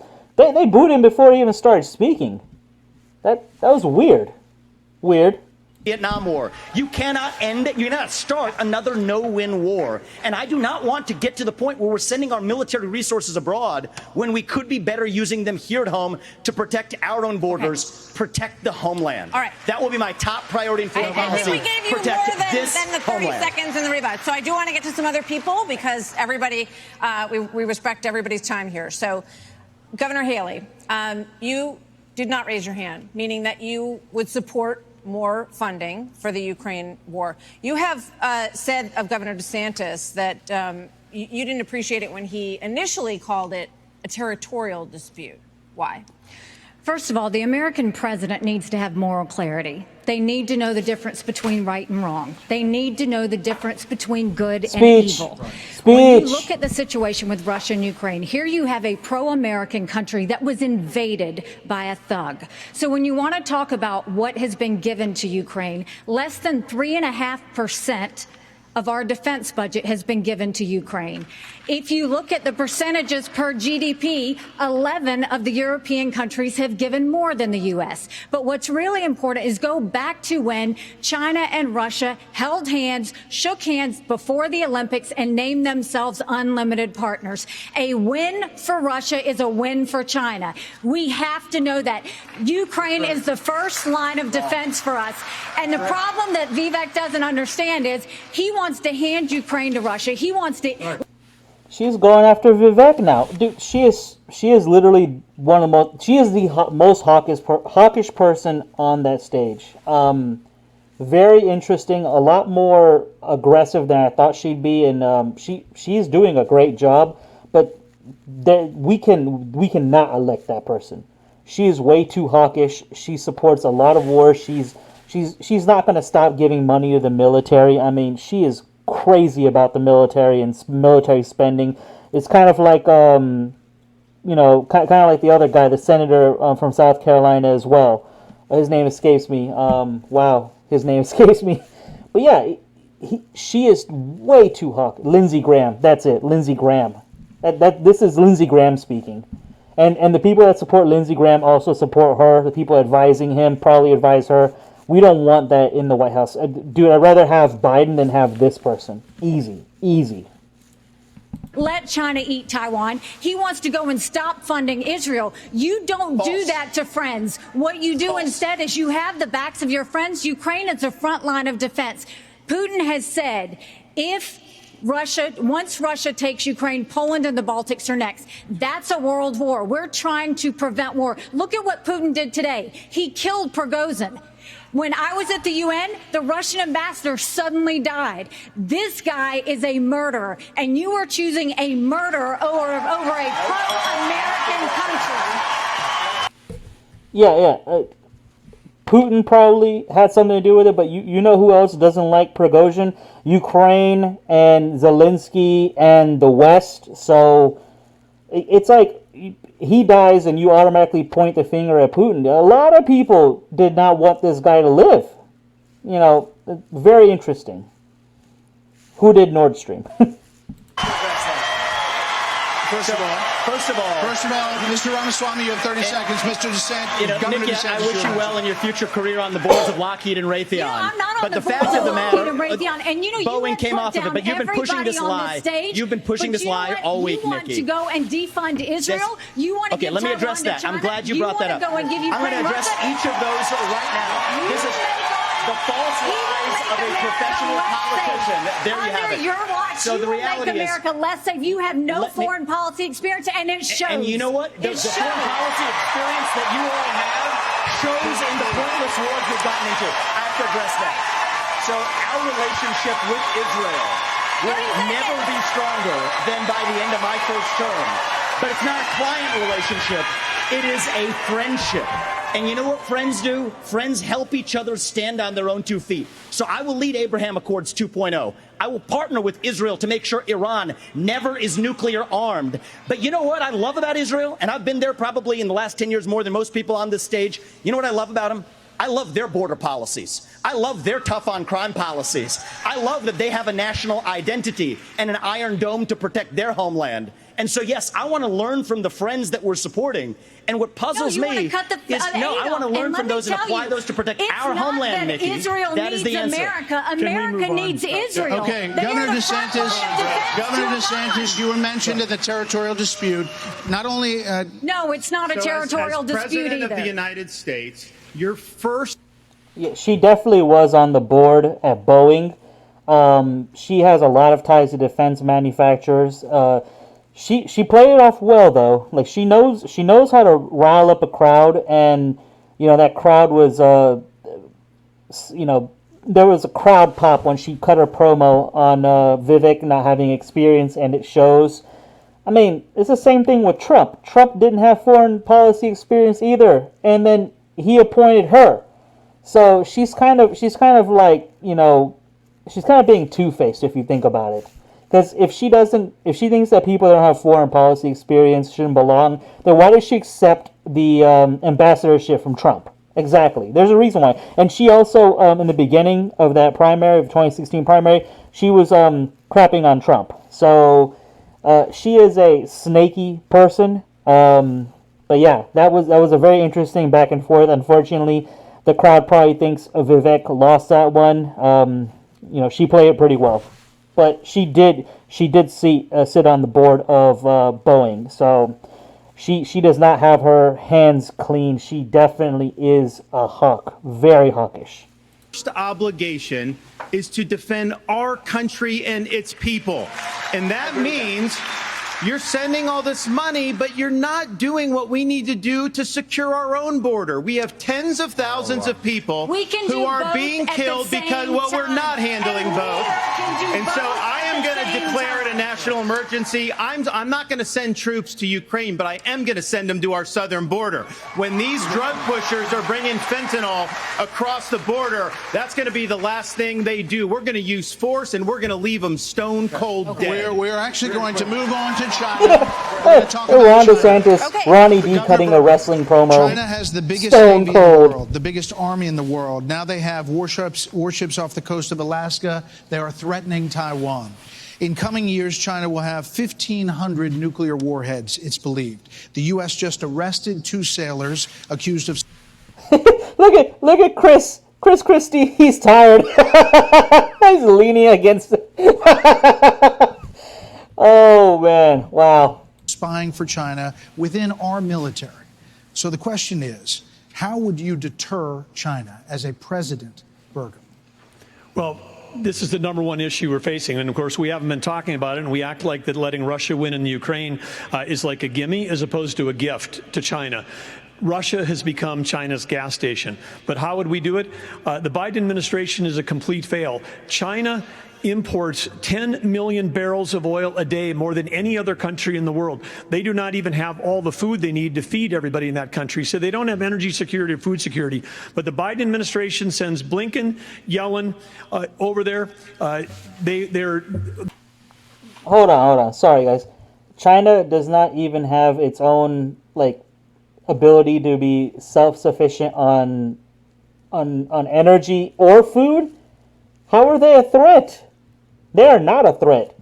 They have to manage, 1.4 billion people under a communist regime. It's not going to be easy. They have their own problems. Believe me, they have a lot of problems already. They're over there talking. They don't even bring up energy because they're too busy trying to kill the U.S. energy here. And what we need to do is not meetings, not press releases, because something that would send a lot more than a press release is actually Harpoon missiles. We need anti-ship missiles on Taiwan. The way that you have a war never start, which is the goal, the way you have peace through strength is that you actually have strength. You actually have deterrence.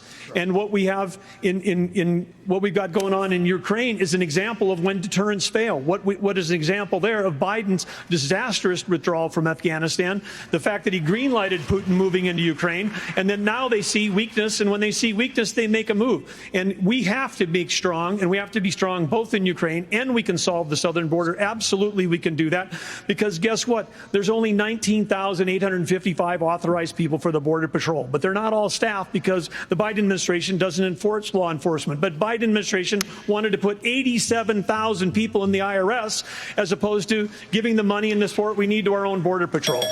Okay. Again, his main issue, nice guy, seems reasonably sharp, but he just shotguns. He will start on one subject and just fire everything he has on every subject. He went all over the place. What did he actually talk about there? He talked about 4 or 5 different topics. Senator Scott, on China, that same question. Can I speak about China? Let's fire the 87,000 IRS agents and hire or double the number of Border Patrol agents. I just left Yuma, Arizona about 2 weeks ago. The most pressing need of the American people from a national security standpoint is our southern border. It has led to the death of 70,000 Americans because of fentanyl, plus 6 million illegal crossings since President Biden has taken office, and 200 people on our national security watch list have been caught at our border. How many have not been caught at our southern border? If we just spend $10 billion, we could finish the wall.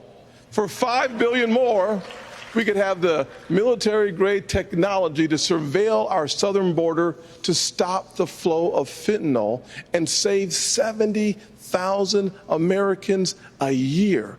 That should be the priority of this government. And as the next president of the United States, I will make that border wall complete. There are many more questions on China. I do want to ask about... Okay, that was good. It's not just the 70,000 from fentanyl. We've lost 200,000 people to overdoses since Biden took office. That's 300 people a day. We're taking mass casualties, and that's a statistic, but these are sons and daughters, nieces and nephews that we're losing. We've got North Dakota troops down there flying night helicopter missions from San Diego to the Gulf Coast, trying to stop these transnational criminal organizations. They've got better funding on their side than we've got on our side. Speaking of which, Governor Hutchinson, images from earlier this month, Governor Hutchinson, with Mexico, Vice President Pence, images from earlier this month. No one cares. Vice President Pence, Shut up, really Pence. doesn't help. I'm asking a question. Shut up, Earlier Pence. this month, Good images God. showed suspected cartel members crossing into Texas with rifles. Do you consider this an invasion? Would you authorize lethal force along that border? There would be lethal force used by the Border Patrol, law enforcement as needed to protect the border. Absolutely. When you look at the military has to be used for intelligence gathering purposes. This is not unusual.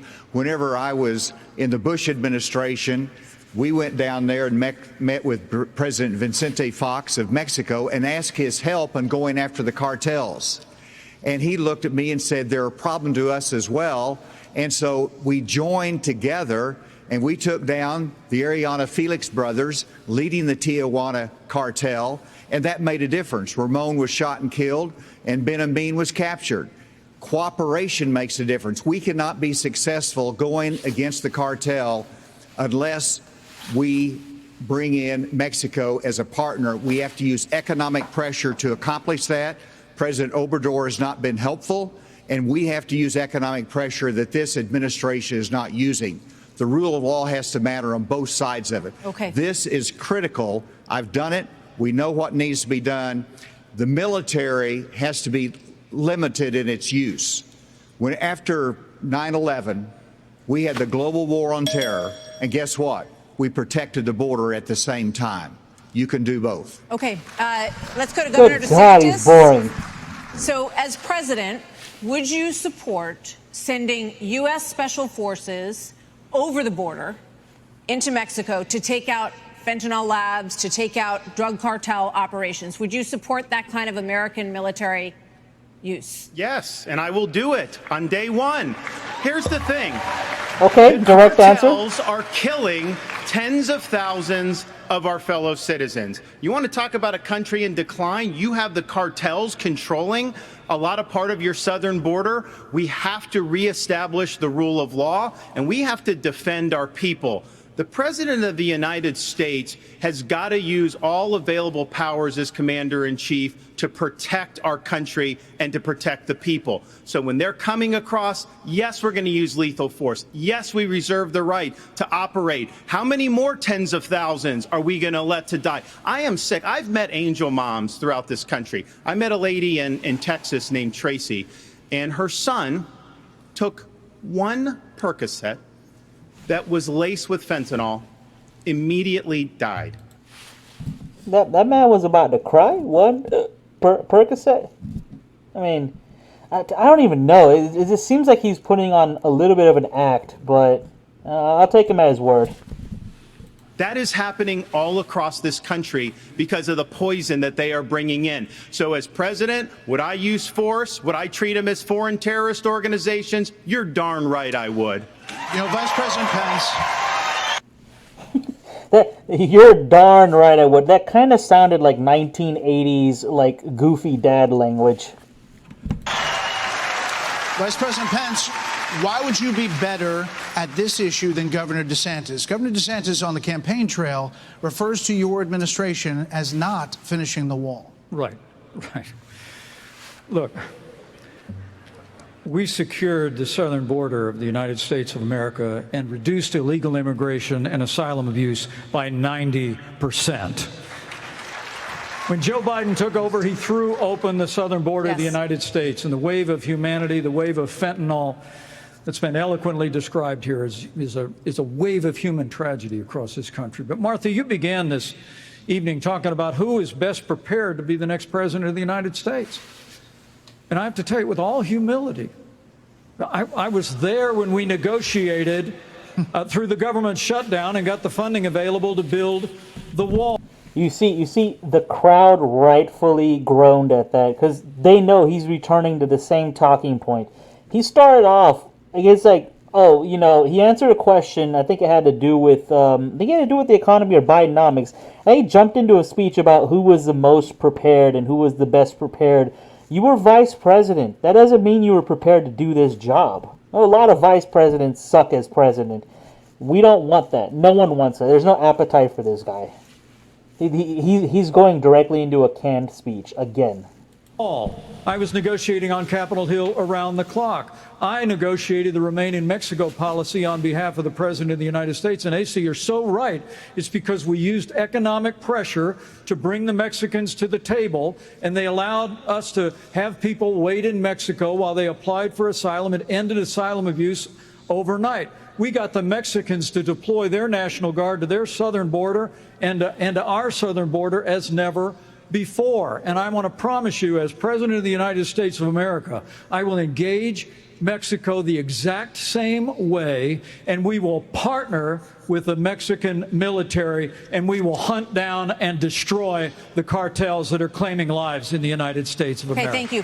Another issue that is related to this is that almost 7 million migrants have crossed this border, our southern border, during the Biden administration.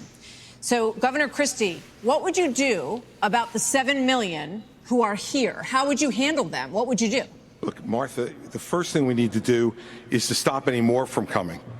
That's the first thing we need to do. Then the next thing we need to do with the folks that are here is to, again, as we've talked about all night tonight, we have to have law and order in this country. We have to enforce the law. And what that means is to make sure that people who come here illegally are not rewarded for being here illegally. We have so many wonderful people from around the world who are waiting in line, following the law to try to come here and pursue the American dream. And those people are waiting and waiting and waiting because we haven't dealt with the problem of the folks who are here. We have to have them detained. We have to make sure that they are not rewarded for having broken the law. And one last thing on this fentanyl issue.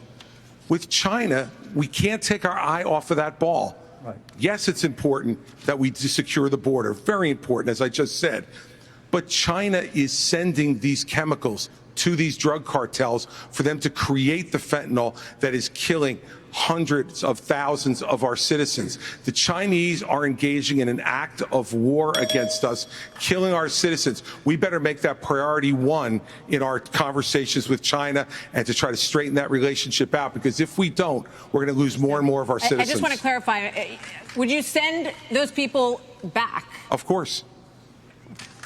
You'd have to. We have a lot of issues that Americans care about. Next up, we're going to talk about the crisis in education, as millions of American children are not proficient in reading or math. After this.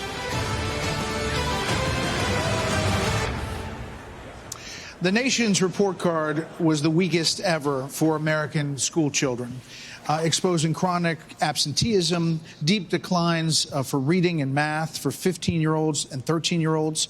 Governor DeSantis, you would eliminate, you said, the Department of Education. But as president, would you still have a responsibility to fix this crisis as we see it? Absolutely. The decline in education is one of the major reasons why our country is in decline.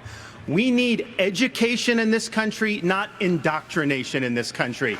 And in Florida, we stood up for what was right. First, we had schools open during COVID, and a lot of the problems that we've seen are because these lockdown states lock their kids out of school for a year, year and a half. That was wrong. We stood up. I took a lot of fire for that. I was pilloried by the media, but I stood for our kids. And as president, I'll stand for you and your kids as well. But we have to make sure that what our schools are doing is focusing on solid academics. In Florida, we eliminated critical race theory from our K-12 schools. We eliminated gender ideology from our K-12 schools. And we have elevated the importance of American civics in teaching our kids about the Constitution and the Bill of Rights. As president, I'm going to lead an effort to increase civic understanding and knowledge of our Constitution. We cannot be graduating students that don't have any foundation in what it means to be an American. Mr. Ramaswamy, Mr. Ramaswamy, hold on, Senator. That was a good answer. Usually, it's very difficult for Republicans tend to have not really good and popular opinions on education.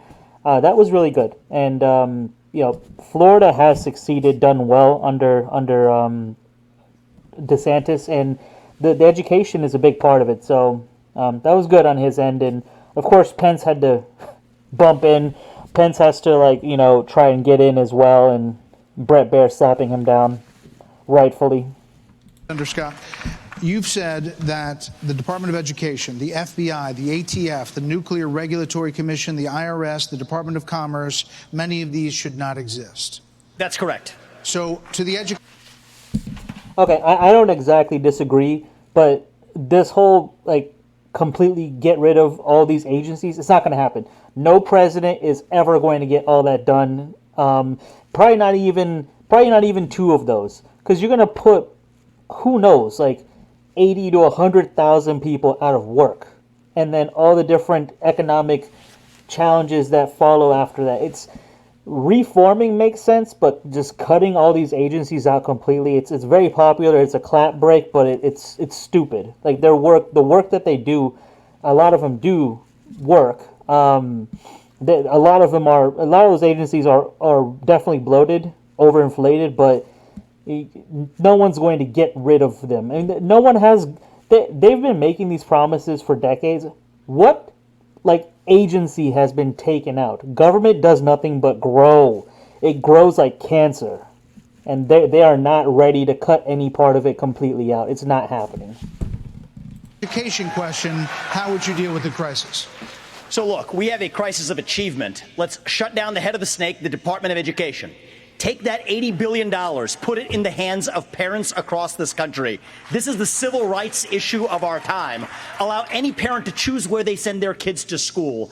End the teachers' unions at the local level to allow public schools to compete. And then revive our national identity where every high school senior should have to pass the same civics test that, frankly, every immigrant, including my mother, had to pass in order to become a citizen of this country. And the fact of the matter is, look, there's a part of education policy that also rests with the family. I didn't grow up in money, but the word privilege gets used a lot. Well, you know what? I did have the ultimate privilege of two parents in the house with a focus on educational achievement. And I want every kid to enjoy that. So part of the problem is we also have a federal government that pays single women more not to have a man in the house than to have a man in the house, contributing to an epidemic of fatherlessness. And I think that goes hand in glove with the education crisis as well, because we have to remember education starts with the family, and the nuclear family is the greatest form of governance known to mankind. Governor Haley has said. Good point. Governor Haley has said that biological boys playing in girls' sports is the women's issue of our time. You said that even though you signed a ban on this in North Dakota, that there hadn't been one instance where it was actually needed. Are you saying that you think that too much is made of this issue? No, I'm saying in North Dakota, we made a priority of protecting women's sports, and we've done that in our state.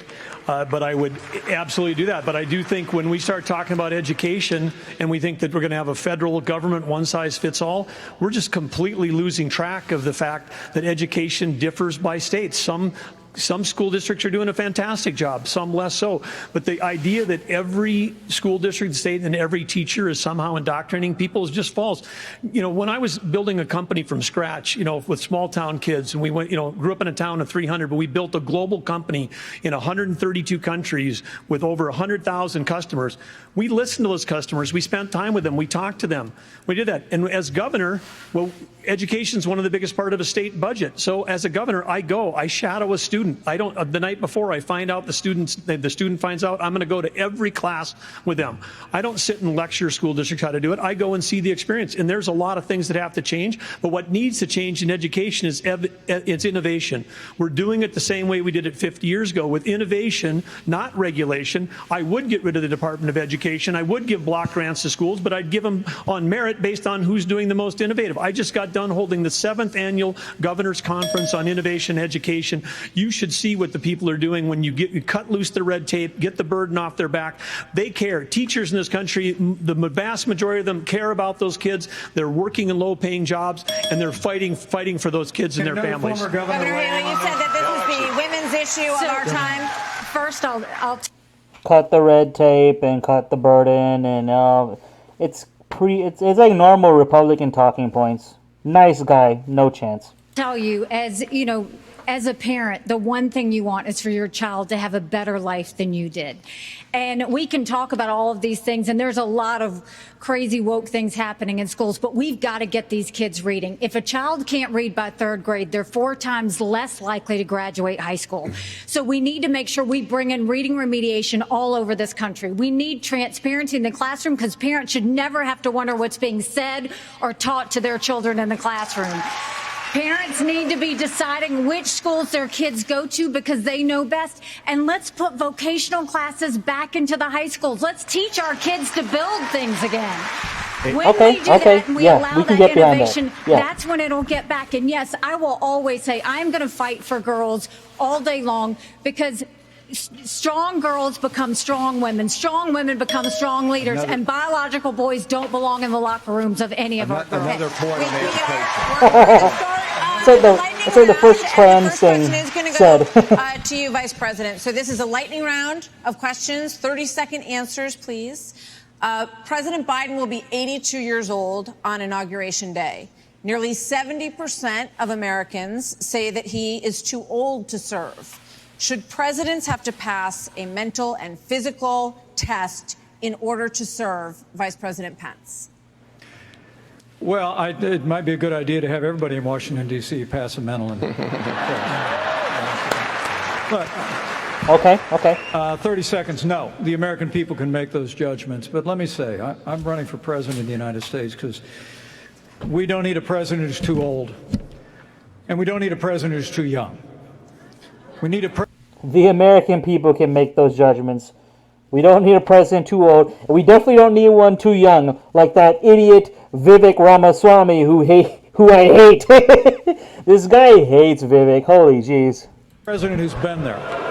We need a president who knows how Congress works, how the White House works, how states work. And on this education issue, Martha, I was fighting against No Child Left Behind when Republicans were doubling the Department of Education. I'll also shut down the federal Department of Education. And when I was governor, we doubled the size of the largest school choice program in America, and we'll give school choice to every family in America. So, he got booed. This is a lightning round, Mr. Ramaswamy. I think you were mentioned there. You're 38. You're the youngest on the stage. You've said, and you just said, you want a civics test or public service for those under 25 to be able to vote. So the question is, do you want a mental acuity test for presidents over 75? I believe in the people of this country to tell the difference between somebody who's an automaton and somebody who's actually a thinking agent in the White House, which we don't have in there today. And I will tell you, I want to address Vice President Pence's Didn't comment. answer the question. I think we do need somebody of a different generation to lead this nation forward. Look at the way I've run this campaign. Going to the south side of Chicago, to Kensington, in the middle of Philadelphia, where traditional Republican candidates don't go. We have an opportunity to build a multi-ethnic working class majority to deliver a landslide. And I think I'm the only candidate in this race, young or old, black or white, to bring all of those voters along to deliver a Reagan 1980 revolution. We're going to do it in 2024. Same question. A little bit too much of a speech. I will answer that. I will answer that. 30 seconds. 30-second quick answer. You guys need to get control of this debate. Everybody's going to get a chance. Listen, we're getting control of the debate. This is a lightning round, not rolling thunder. Governor Hutchinson, you have 30 seconds on the same question. On education, first of all, look at Arkansas. We have to compete with China. I built computer science education. We led the nation in computer science education, going from 1,100 students to 23,000 students taking it. This is how you compete with China. As President of the United States, I will make sure we go from 51% of our schools offering computer science to every school in rural areas and urban areas offering computer science for the benefit of our kids, and we can compete with China in terms of technology. Thank you, sir. This is going to go to this is coming to you. We're trying to do a quick round of different topics here. So, Senator Scott, faith is on decline in this country. You talked about it a little bit before tonight. So, is there a role for a president of the United States in changing that? What would you do to change that? Well, our nation was founded upon the Judeo-Christian values that has made this the greatest nation on God's green earth. I'm a big believer in Ephesians 3:20 that God is able to do exceedingly abundantly above all that we ask or imagine. Our responsibility should be to model the behavior we want others to follow. On education, the only way we change education in this nation is to break the backs of the teachers' unions. They are standing in the doorhouse of our kids, locking them into failing schools and locking them out of the greatest future they could have. As President, Governor DeSantis, would you support some mandatory military service for all Americans? I think it should be voluntary. I'm somebody that volunteered to serve, inspired by September 11th, and I deployed to Iraq alongside U.S. Navy SEALs in places like Fallujah, Ramadi. And it's something that I think has taught me, you know, when you go in that type of environment, anything you have, your personal agenda, you check it at the door. You go there, and it's about focusing on the mission above all else. And guys come together, and they get it done. And that's how I would view being the President of the United States. It's not about me. It's not about all these other side issues. My sole focus will be on your future and reversing this country's decline. Okay, now for something a little out of this world, and this is for you, Governor Christie. Do you believe that the recent spike in UFO encounters... I get the UFO question? Yeah, you do. Come on. But, okay, we've been hearing a lot of testimony in Congress, and people are taking this a lot more seriously, and we're hearing that, you know, there are things going on that people aren't aware of. So, if you were president, Governor Christie, would you level with the American people about what the government knows about these possible encounters? Martha, and especially coming from a woman from New Jersey, I think it's horrible that just because I'm from New Jersey, you asked me about unidentified flying objects and Martians. We're different, but we're not that different. Look, of course, the job of the President of the United States is to level with the American people about everything. The job of the President of the United States is to stand for truth. The job of the President of the United States is to be a role model for our children and our grandchildren. And so whether it was UFOs or this problem of education, and Tim's right, by the way, and I started this in 2010 by going right after the teachers' unions in New Jersey and drove them down to an all-time low popularity rating because they were putting themselves before our kids. That is the biggest threat to our country, not UFOs. Okay. Well, coming up, we've got closing arguments. Plus, right after the debate, Hannity is live from the spin room right here in the Fiserv Forum with reaction from all the candidates. As soon as they step off the stage, we'll be back after this. Is that really the biggest threat? 70% of American adults said they were extremely proud to be an American. That number has now plummeted to just 39%. In his pitch to get to the Oval Office, President Reagan called America the shining city on a hill, a beacon of hope and optimism. So in your closing statement tonight, please tell American voters why you are the person who can inspire this nation to a better day. These are 45 seconds, and we begin with Governor Burgum. I understand why America's hurting. Biden's inflation is choking us. I grew up in a small town. My dad died when I was a freshman in high school. My mom, widow of 3, went back to work. Every job I had growing up was one where I took a shower at the end of the day, not at the beginning of the day. Our cities are less safe because of the fentanyl pouring into this country. Our economy is being crushed by Biden's energy policies, which are raising the cost of every product you buy, not just the gasoline at the pump. One thing that I'll do as president, I'll secure the border. I'll get this economy sprinting, not crawling like it is right now. And I would say that other thing is for sure, when I'm on a horseback in the Badlands of North Dakota, it looks like the horizon is just limitless. And when you can almost see beyond that horizon, you can see that this great country, our future is unlimited. But we've got to focus on innovation, not regulation. We've got to cut the red tape. We've got to drive ourselves forward. The way we win the Cold War with China is by growing our economy and through innovation. And as president, I will bring out the best of America. I will improve every American life. Governor well, we hope you're back on your horse soon, Governor. Governor Hutchinson? Our nation is in trouble, and it's in trouble because of failed leadership. And the solution is not 4 more years of Joseph Biden. The solution is not 4 more years of Donald Trump. The solution is new leadership that can bring bold ideas to America and to bring out the best of America. A president's #1 responsibility is to bring out the best of our people. That's what Ronald Reagan did.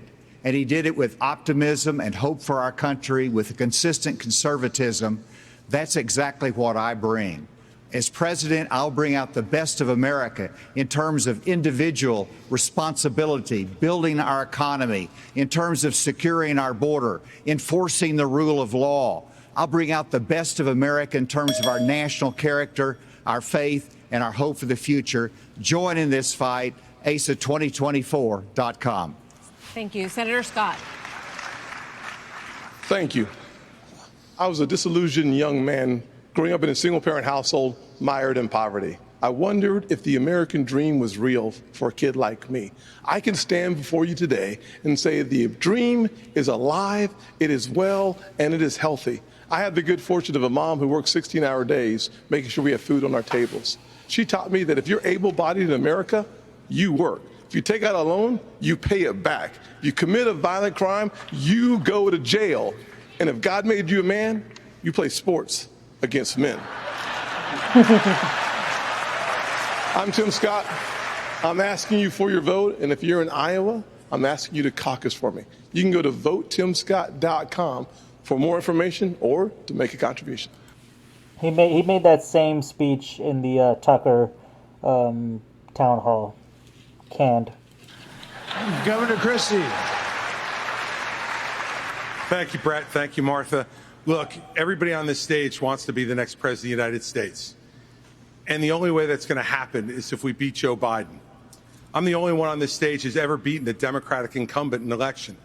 I did it in a deep blue state, being outspent 3-1. Beating a Democratic incumbent is not easy. The last Democratic incumbent president who was defeated was Jimmy Carter.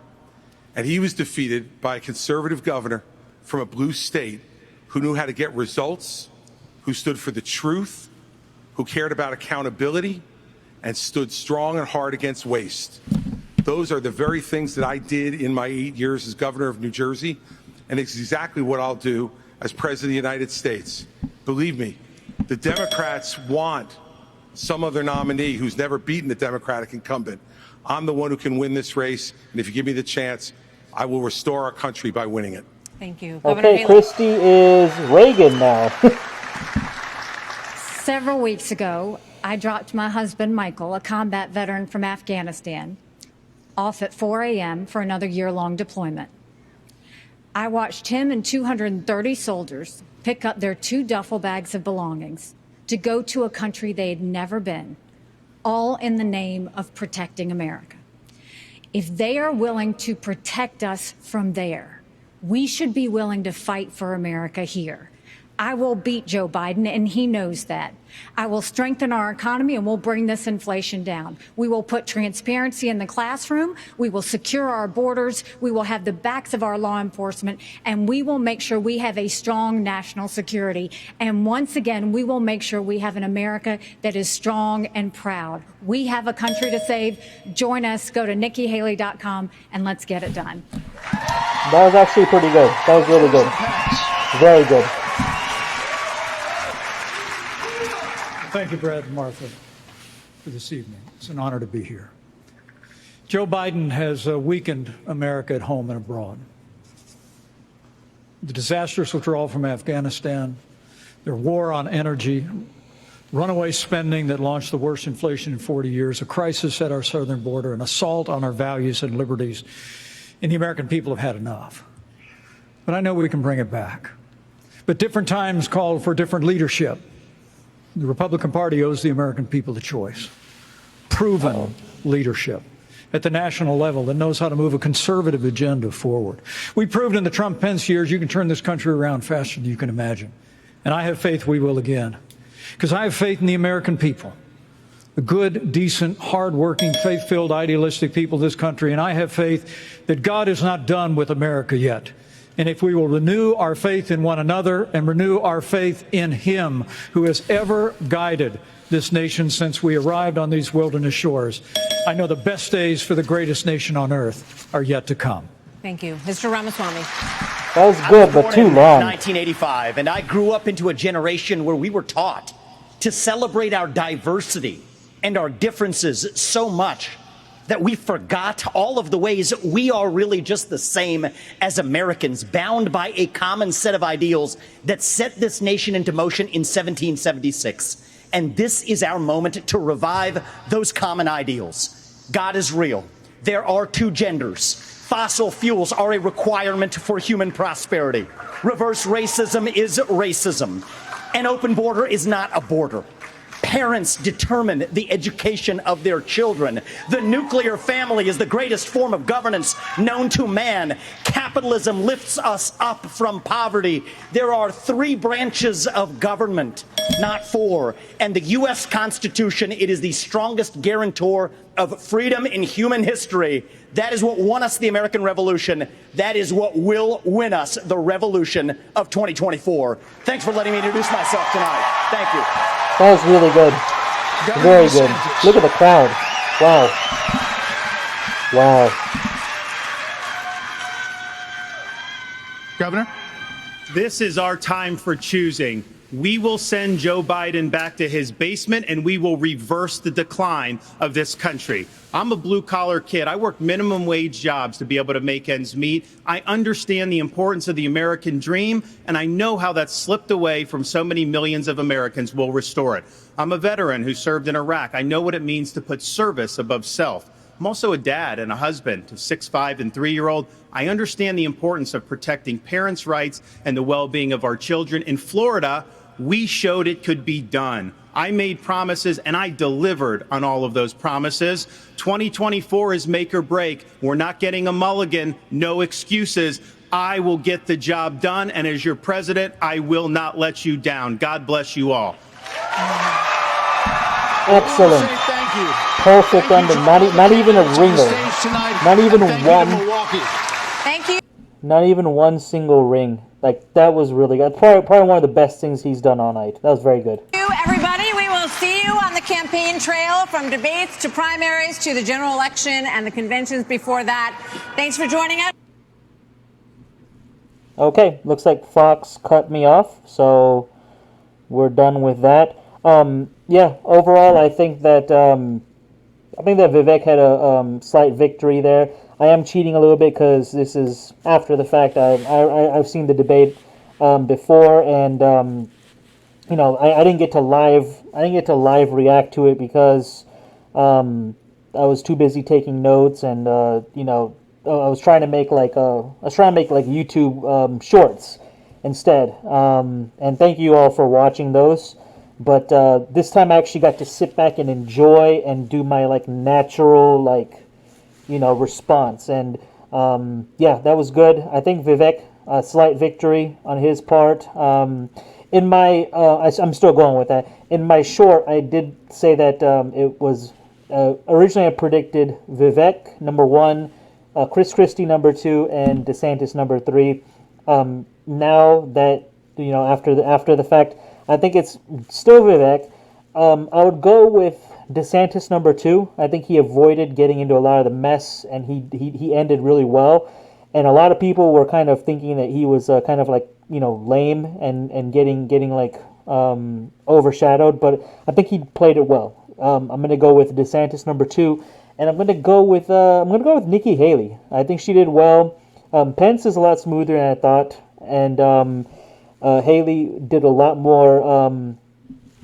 Scored a lot more points than I thought she would. But Tim Scott and those other guys, I'm sorry, I just don't see it.